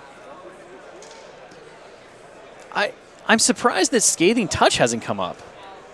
Like, put Scathing Touch on the Wither Shadow Combine, and at that point, they might be able to get some work done on that thing. But we haven't seen Asphyxious really flex his arcane might in any way this entire game. Put a Bash and Veil once, and then got purified and kind of decided he was going to take his ball and go home. I think he's just worried about being spell assassinated out of nowhere. Yeah, well, with the Martyr gone now.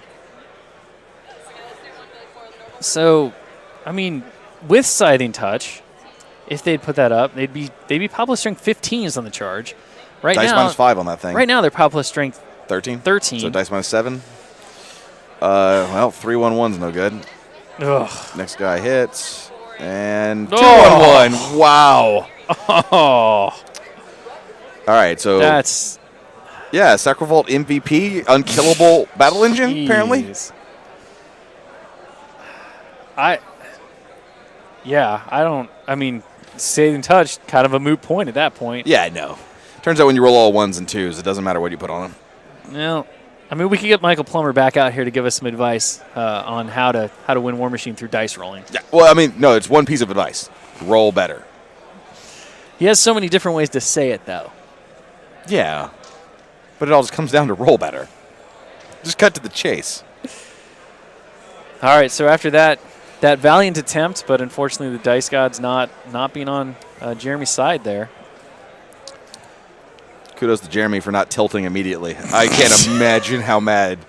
Oh, man. Those dice were so bad. So, see a discussion that Jeremy has to activate his fleeing models, and they have to try to. Oh, sorry, David has to activate his fleeing models, has to try to rally them.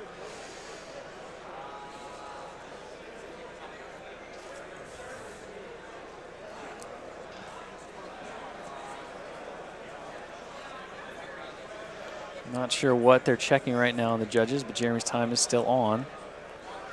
I think David was asking if Jeremy's models have to try and rally. And they switched the time back over to David's slightly for a second while the judge was answering the questions. David then switched it back over to Jeremy. I'm not sure why that matters or why it's going to coming up, but, you know, there might be something in his mind that he's thinking of. He may be thinking of the clock already in the future. I don't know. Jeremy letting his time advantage slip away here as he considers what to do next in the wake of that unkillable Sacrovault. Just Blood Gorgers do a charge. One advances because he's knocked down, so he will not get a melee attack this turn. See an advance because of knockdown. so a couple charges, couple advances. And no real significant runs. Not trying to. Oh, there we go. Another charge, maximizing that gang bonus. Quick check for Soulstorm. He won't pass through it, though, it looks like. You see the last couple Blood Gorgers running out of the trench, getting in position to hopefully follow up on their compatriots' initial attack. So Terror check is passed successfully. First attack hits, eliminates a Hex Hunter. Next attack. Misses. Second attack. Misses. Take Michael Plummer's advice, Jeremy. Wow. That was, I think, 4 4s in a row. That was, in fact, 4 4s in a row. Just a string of bad luck here. It happens, right? Necrosurgeon Stis-Crawl is advancing up. I mean, obviously, the mark of great players like these guys are you know the game is dice related, and you have to be able to manage that. You have to be able to mitigate bad dice rolling through clever placement. And earlier today we saw we saw some incredible rolling and how it just swung things. That Mullet Karn against the Conquest Right. was fantastic. I mean, 3 attacks to take down a Conquest. That's rolling at its hottest. Jamie Perkins' first game in the round, it wasn't live stream, it was against Ryan Chirboga. Ryan Chirboga destroyed Ruin from Full to Dead with Dynamo in 4 shots, one of which was shield guarded. Yeah, so it was 14 above average. They can just swing either way, right? Yeah, I think the first charge attack damage roll on the Conquest was like 6, 6, 6, 5, 6. Yeah, you know. It was monstrous. So it can definitely happen. And again, anyone who is listening and tuning in from Geek and Sundry, we'd like to thank them for broadcasting our Lock and Load Twitch streams. If you're watching and you're new to Privateer Press's Twitch stream, we hope you'll follow our channel. We'll be giving out a free Privateer Press pin to one of our followers in chat when we hit 2,700 followers. So thank you for joining us, and thank you to Geek and Sundry for doing that for us. We can get to 2,700. I know we can. I think we're very close now. So we see the Blood Gorge is running forward. Again, this is just one of those games where we start out with so many models on the table, and it still looks like this game has barely even started with how much is left. Yeah, we're down to about a 42-point game now. There's been so much death and destruction on this table on both sides. There's some high rolling. There's some snake eyes. You know. Still enough, though, thankfully, because Hex Hunter's not known for wearing heavy plate. Once again, it looks like we get rid of another one. Second attack from that guy. Dice finally swinging back a little bit on this other side of the table. Not incredibly so. Necrosurgeon. Yeah. Excuse me. And Stitch Thralls. But even these victories they're having on literally the outer edges of the table, what are they going to buy Jeremy? What is his answer to the Vault and the Battle Group right now? You know, again, it's got to come back to he's still got the Death Ripper. He's still got Asphyxious' feet. He's got a spell assassination potential. He's got the ability to just simply sit on that friendly flag, dominate it, and score. He's 2 up. He started 2 up because of the kill box. There are options, but neither player really, at this point, I think, willing to fully commit to a course of action. And, you know, with good cause, I don't think there is a clear win. So we see the Death Ripper advancing and mostly just eking around a little bit to give room for the Mechanthrals. Mechanthrals coming in now. Here's Wave 4. Wave 4. On its way in, boys. Necrosurgeon and Stitch Thralls, though, didn't add to that unit yet, I don't think, which is a little surprising. Sending in a min unit. Or maybe they did. We missed it. Looks like more than 6 models that he just moved. Looks like there might have been 9 up there. See, the next unit, Mechanthral's running.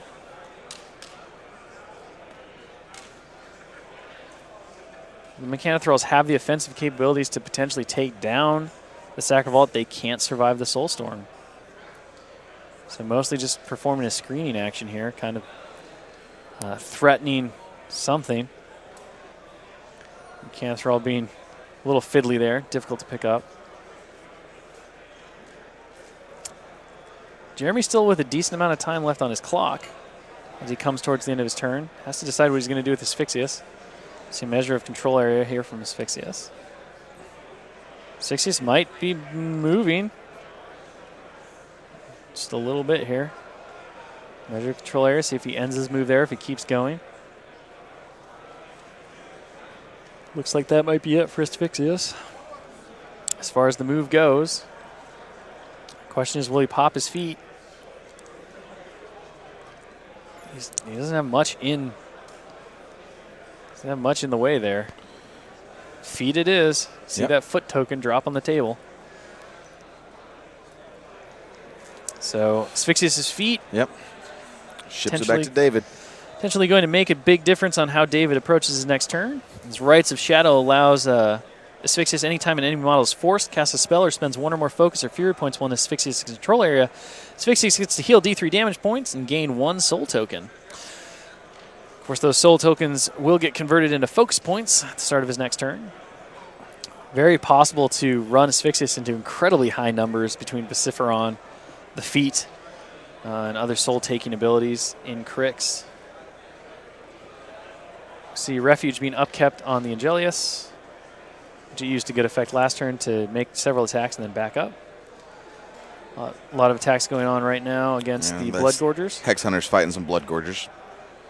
The Blood Gorger getting eliminated. He's going to shoot a Hex Bolt at a Stitch Troll, try and take that thing out. Nails it.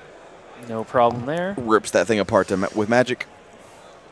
So David's right flank, besides that Sacrovault, getting pretty thin. The Strider Rangers, of course, proving to be an excellent deterrent on that side.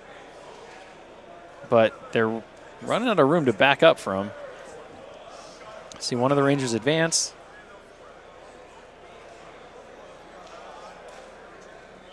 Rest of the Rangers also advance. Trying to move within the safety of that Sacrovault Soulstorm ability. Mm-hmm. Deter those Blood Gorgers from coming after them.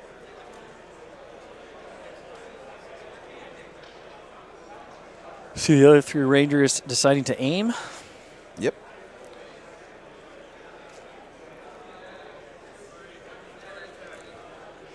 So 4 Striders, it looks like, aim. Yep. 3 advance.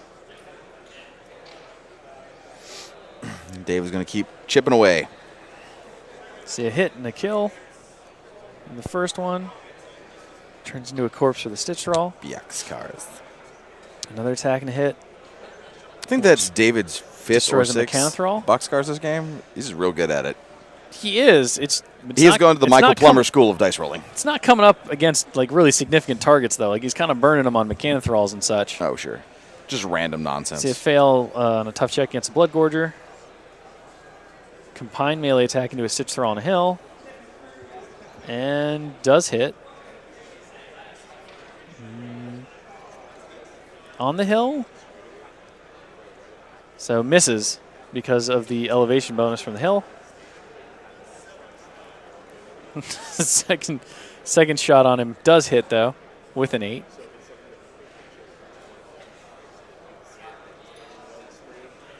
Last one misses, and then we see them reforming back 3 inches. Keeping distance between themselves and the Blood Gorgers that are quickly encroaching on them.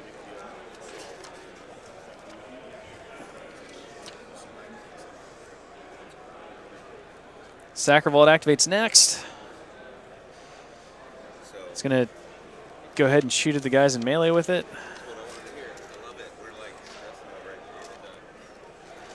Checking for how many shots. Gets 3 shots this turn, which is great considering that it is engaged with multiple enemies from the Wither Shadow.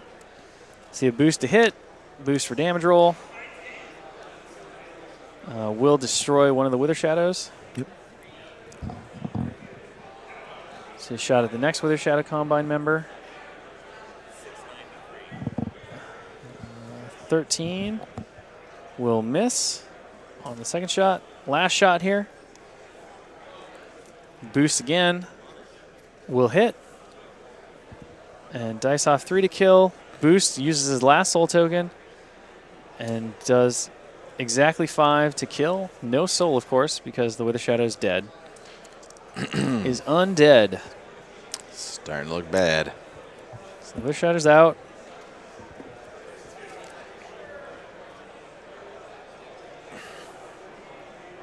So doing a real quick check on the rules for Rites of Shadow. Won't tick off of the Sacrovault's use of souls. See the spawning vessel activate and drop another shredder on the board. David's got to go grab his actual shredder. He doesn't really have time for this. David is running out of time very quickly here. With only 14 minutes to go on the clock. And a lot of stuff left to activate and deal with. So David lacking the shredder, so he's unable to actually spawn it. Yep. So instead we see the Angelius go next. It charges. Here's some clapping in the background, so that means the David Trent game must be over. Oh, there goes the Angelius.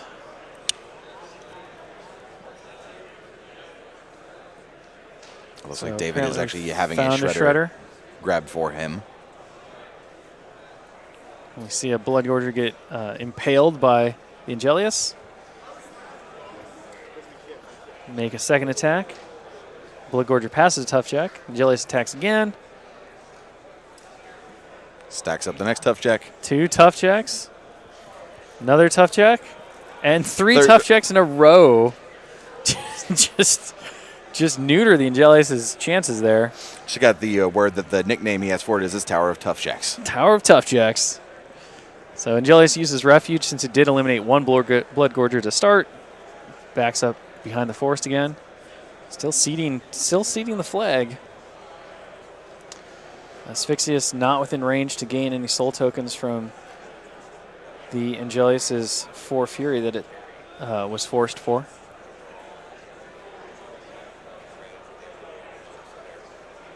David considering next what to do with the Ravagore. Activates the Ravagore, advances slightly forward. Makes a shot on the Mechanothrall. Yep, hoping to catch some guys on fire, put a Scather down. Well, sometimes you roll a 4, and then it goes backwards 4 inches. Oh. I mean, a Scather at least is kind of well positioned in a way. Didn't veer wildly off course, just came back a ways. And David at 12 minutes ships it back over to Jeremy, and I think David's starting to feel the pressure. I think he's starting to realize that he's running out of time. I missed what Typhon and Vale and the other Ravagore did, though, that turn. I mean, he's required to activate. Oh, no, he wasn't. His turn wasn't ending.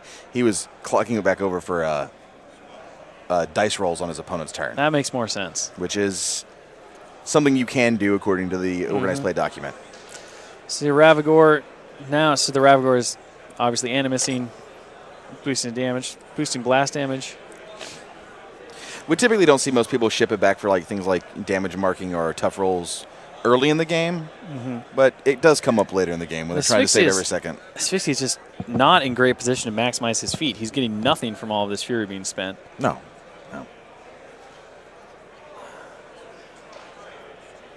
And looks like that Bone Jack just got turned into a wreck marker. There goes the Arc Node. Skater template laid right on top there. Bone Jack destroyed with a boosted blast damage roll, too. Not even a direct hit. Vale activates next. She puts Refuge onto Typhon.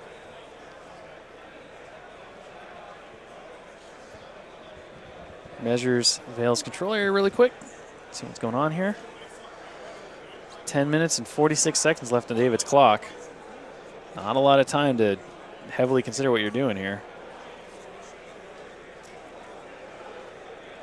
See Reckless being thrown at a Blackbane. It kills the Blackbane. Ghost Raider. Blackbane obviously dying earlier in the game. And that was it for Vale. Shredder advances, puts Tenacity on Typhon. On Vale. So Tenacity goes on Vale. Vale measuring your control area again. What is he thinking about with Typhon here? I have no idea. So Typhon advances. Typhon does have Refuge, so he can easily advance right back. Yeah, just maybe nothing to overthink there. Just walk up, shoot some guys, back up. Walk back. Yeah, clear it out. So sprays at 2 guys. First attack misses. Sprays another one. Quick check here, making sure that it's laid up properly. Yep. On a Mechanothrall, needs just a 7. Misses again. Nope. Yep. So misses. Typhon is only Rat 5. And so. Typhon's just giving Asphyxia souls. Still, I don't know what the 60s is actually going to accomplish with him. I mean, with his positioning, not much. It just gives him extra armor to go sit on that flag for a turn, if he decides to do that. So Typhon does manage to kill his 3rd target. Okay. Gives a soul back to the battle engine, which is pretty important given that it had none on it. And like we said before, the Mechanothralls definitely have the ability to destroy that battle engine on the charge if they can get rid of that Soul Storm. Which is never going to drop, right? Well, it was down for a little bit. Typhon whiffed on everything. The worst could have happened, but it didn't. All right, so turn shifts back to Jeremy. Yep. David with only 8 minutes, 35 seconds left. Jeremy with 28:30. It's a huge time advantage as long as Jeremy doesn't kind of burn it all here. His model count's going down pretty far, though. 3 extra focus from Asphyxius' feet.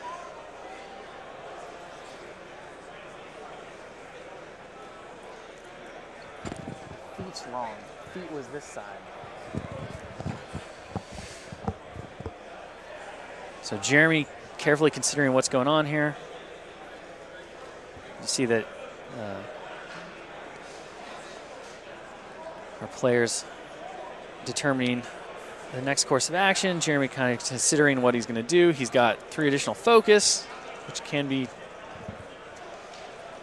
nice, but without an arc node to really utilize it. He's still got Vociferon over there. So does Vociferon. Vociferon's not in a great position to do too much to No. the board. I mean, Vociferon's really hasn't even been able to use his Death Harvest ability to any kind of extent because he hasn't collected any souls. So no real good charge lanes thanks to those Scather AoEs either. Yep. Just Jeremy kind of in a position now where we see Vociferon advancing forward, measuring his command area, running. Trying to get into this fight, start collecting souls. Well, he's missed most of the action over there.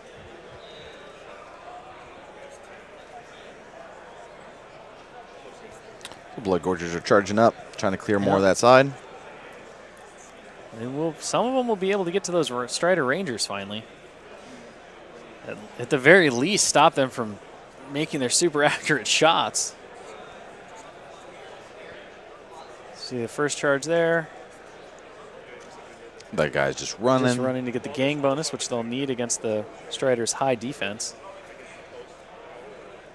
Another charge against the front Ranger. Likely see another run to get the gang bonus. Well, not gang bonus against the Hex Hunter rather than the Ranger. It's interesting. It's command check from Terror. The Rangers are just fine.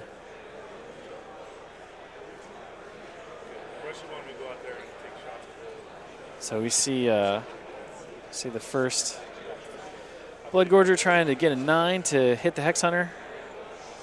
Nope. Super close with an 8. Next attacks, those ones do have the gang bonus, so no problem there against the Hex Hunter.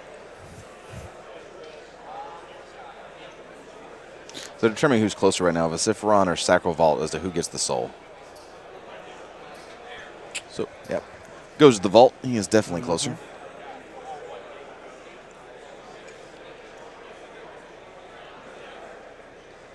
So the Vault keeping its soul tally up. See an attack on the Strider Ranger.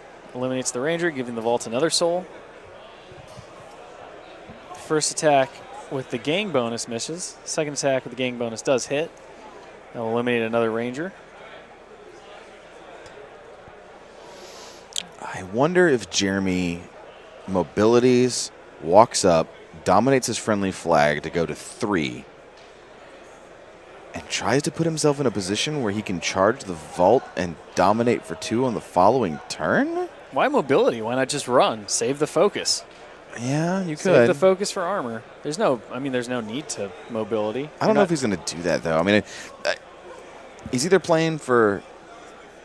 I mean, at this point, he might be playing the clock, which is certainly a viable strategy at this point. He's either playing for time or there's a scenario win here brewing, but it may be incredibly difficult to pull off. So, because Assassination's basically out. Between her having Occultation and having the Sacral Vault that can suck up all the souls he could possibly throw out as a spell Assassination, like, killing Veil in your current position is not going to happen. So if he goes to the flag and he sits on it, there's nothing in Veil's battle group currently besides Veil herself with spells. that can threaten him. His arm right now is incredibly good at 27. Yeah. So he's basically untouchable for at least one turn.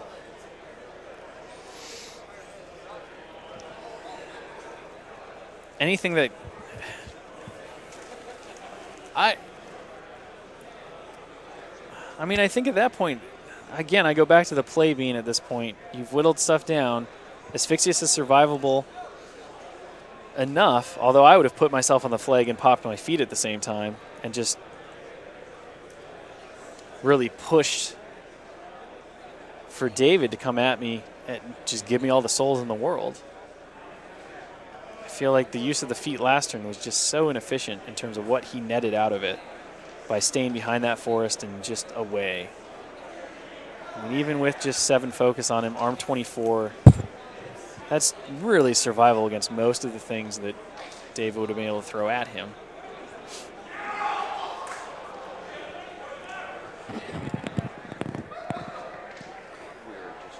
David now activating the last member of the Wither Shadow Combine who puppet strings the Mechanothralls. So the Mechanothrall's clearly going to try to do something here to help thin out more of David's numbers. Mechanothralls are going to charge in a second, according to Jeremy. Feet token goes away. It needed to be cleared up at the start, but we knew that the feat was already over. Yep. Scything Touch goes on the Mechanothrall unit from Asphyxious. Asphyxious inches over again. You know, it kind of looks like Asphyxious is just slowly making his way over towards the enemy flag to just go for the domination. Could be, right? He's made half an inch of progress just about every round so far. But I mean, if he does that, right, if he slowly inches over and he gets up there and he kills the Sacral Vault and he goes up to 4, he immediately gets swarmed by the battle group. Mm-hmm. Well, unless the Mechanothralls can do some work here with Scything Touch, I don't see a ton of charge lanes for them, but it's possible. So here comes some Pathfinder Mechanothralls from Saxon Orc, it looks like, or at least one. So we see a run. And Saxon Orc definitely earning his pay here, allowing them to get over that linear obstacle, which would just be so crippling otherwise.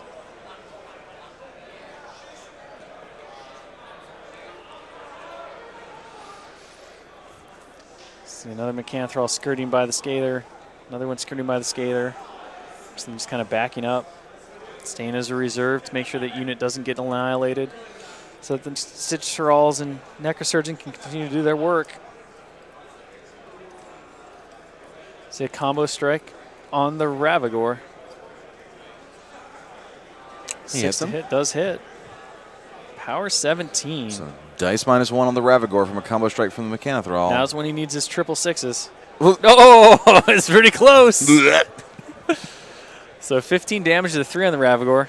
Great, but it's not going to be enough by itself to finish it off. Ravagore is half dead, though.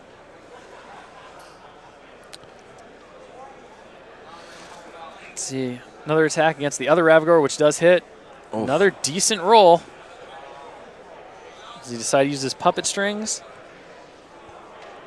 He decides not to use puppet strings.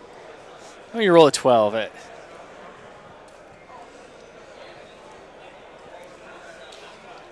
So, pretty happy with that result, and I can't blame him. 12's above average.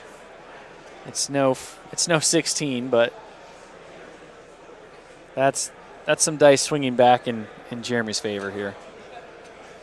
Jeremy has suffered through some pretty bad dice rolls this game. So see the next unit of Mechanothralls charging in, trying to finish off the remaining Hex Hunter.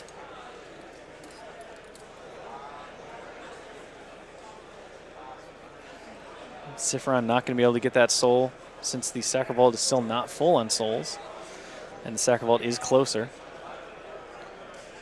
Need a 9 to hit here. Nope. No. And 4. No. A lot of swings and a lot of misses. Yep. Hex Hunter's very dodgy. Or Mechanithrals are just real bad at hitting things. Yeah.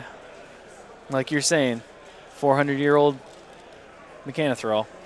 Yeah. Probably a little rickety. It's a little rickety. Old Rickety.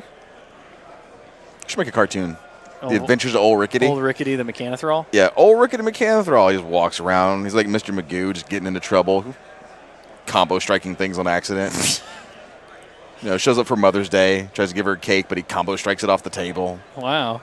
It's so clear in my mind right now. So we see a Blackbane's Ghost Raider charging the Ravagore that's half dead, hoping for another amazing damage roll. Old Rickety. It's right there. Come on. So totally whiffs it. I'm brewing a theme force in my head. A theme song in my head. Or actually does hit. Excuse me. Does hit it. Mat 7, not Mat 6 on Blackbane's. I apologize. Yeah. So there's only 3 points left on the Ravagore, so a solid charge attack, but just not enough to get the job done. So hoping that the Blood Witches here are going to be able to do it for him. Remaining Blood Witches getting in there. Losing a Ravagore for David is going to be pretty crippling. Yeah. Nope. It's going to be a run now instead of a charge. It only took 3 waves of infantry, but the first beast is about to die. So we see the Blood Gorgers on Jeremy's right, now activating the Tower of Tough Roll. Blood Gorger sacrifices his movement to stand up. The other 2 Blood Gorgers just advancing in, it looks like.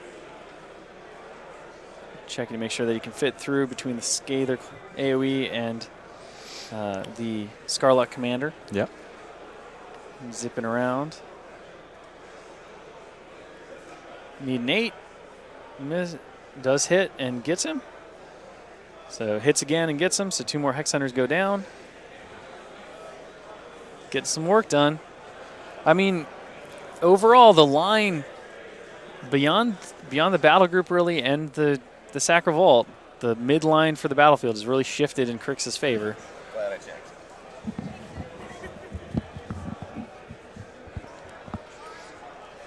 See the Necrosurgeon and Stitch Trolls right there on the left, adding a couple more Mechanithrals to their unit, it looks like. Yep. Passes back to David. It's back to David's turn. Jeremy's still up by more than half, almost more than half of Gets twice as much time as David, yeah. Yeah, David's got to get real. He's got to make sure making some maneuvers here, right?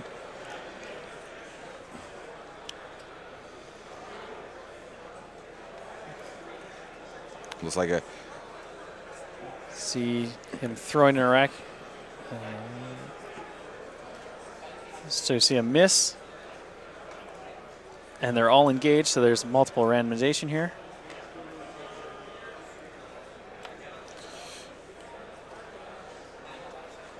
So we see a real big roll on that miss roll, which does hit. And will eliminate a Mechanithral after missing the initial target with the Oraculus. Oh, no, sorry, that was a Frenzy. The Ravagore frenzied. Angelius passes its Frenzy check. Yep. So we had a Ravagore freak out. Angelius is fine. There's a crowd gathering around the game as it's getting down to the twilight moments. Yep, you can definitely feel the end. The end times are coming here. 7 minutes left for David. Still taking his time considering what he wants to do next. He's out of Ravagore this turn, although that Ravagore was significantly damaged with only 3 boxes left. Yeah. And I guess while David's planning out his turn, we also want to thank Geek and Sundry for broadcasting the Lock and Load Twitch streams. That's super awesome of them. And if you're watching this and you're new to our Twitch stream, we really hope you follow our channel. In fact, we're giving away a free privateer pin to one of our followers in the chat room right now if we hit 2,800 followers.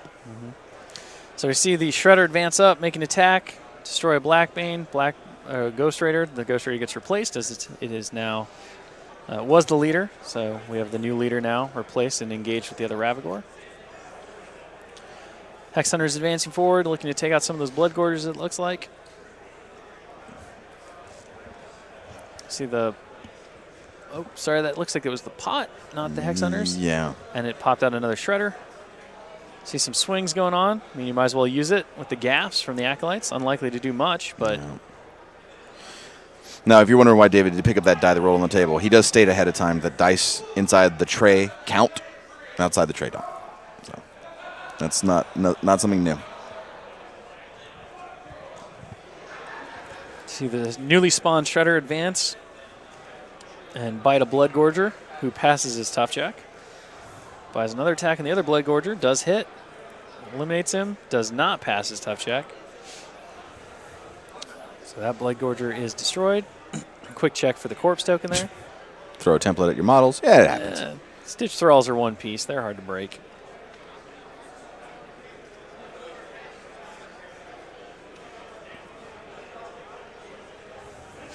Veil choosing not to upkeep any of her spells, obviously. So everything's free and clear.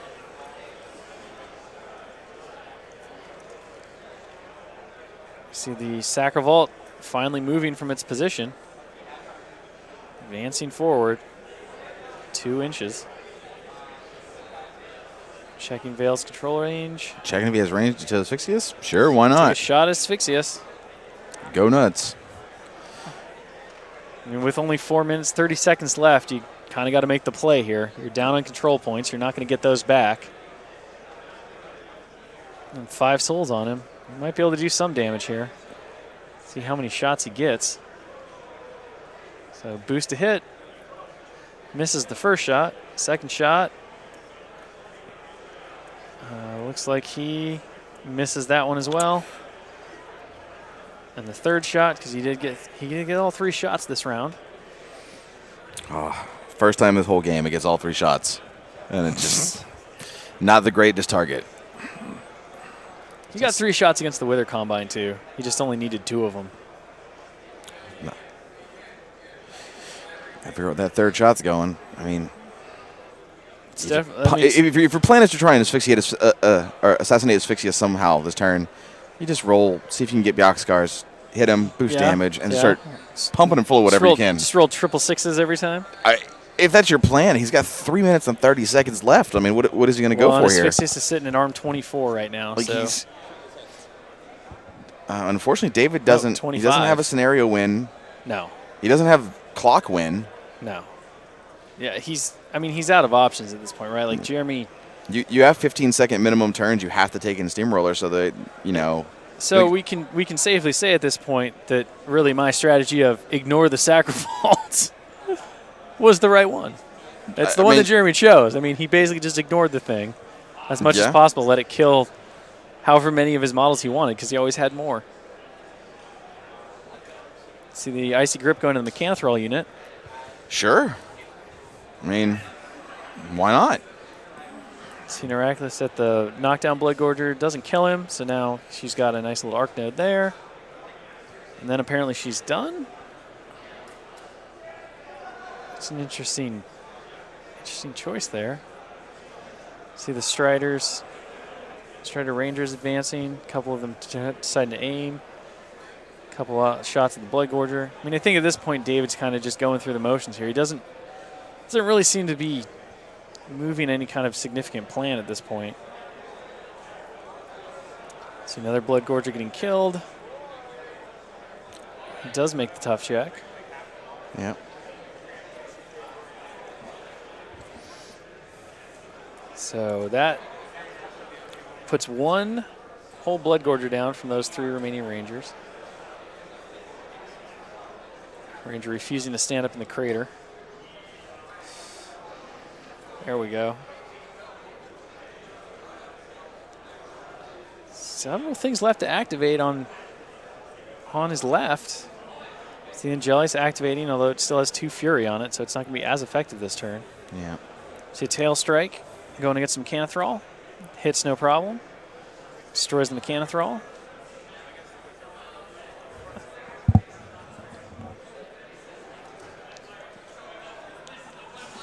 It's Enrique the Mechanothrall, we're being told. The Ravagore now free from that Mechanothrall that was eliminated. Enrique the Mechanothrall advancing forward. Take a shot at something here. Although we see a shot at the the Blood Gorger in the center. 1 minute left. Yeah. I mean, at this point, the clock's just going to tick down. And this game is going to be ended on time. Vale never even popping her feet either. It was a good gameplay between two guys. It was. And played well. Yep. Just think, Jeremy was able to manage his clock a little bit better, which, given that he had the huge horde, that's Right. what we started this match talking about Jeremy not being having enough time with the amount of models he was bringing. Well, at least having to be very, very cogent of the amount of models he brought and how much time he spent considering his turns and moving his models. But he proved to be, I mean, very adept, and obviously you expect that at this level of play, at managing a huge model count. Now, we haven't gotten word just yet from who won between David and Trent, but we'll be finding out soon enough because the Lock and Load World Championship Finals 2015 will be coming up in just a few moments. It looks like it will be Crix against something. It's 3 seconds go. 3 seconds left on the clock. Pagani is informing Jeremy Lee that he has to take a 15-second turn per the rules. Simply has to activate everything. You can see David just David's feeling the agony of defeat, man. That he lost it out. See that? And there's the handshake. So Jeremy Lee is victorious over David Smith due to clock. A very hard-fought and grueling match that we just watched here, but full of death and destruction, and models being removed from the table and models being brought back to the table. Just a rough and very hard-fought battle. Kudos to both our players in this semifinal match. We will be moving on very shortly to the final round, the World Championship game of War Machine and Hordes for Iron Gauntlet 2015 here at Lock and Load in Bellevue, Washington, 2015. So stick with us. We'll be right back, and thank you for watching. Kudos to the Sacrovault for being the MVP. I think it was just amazing.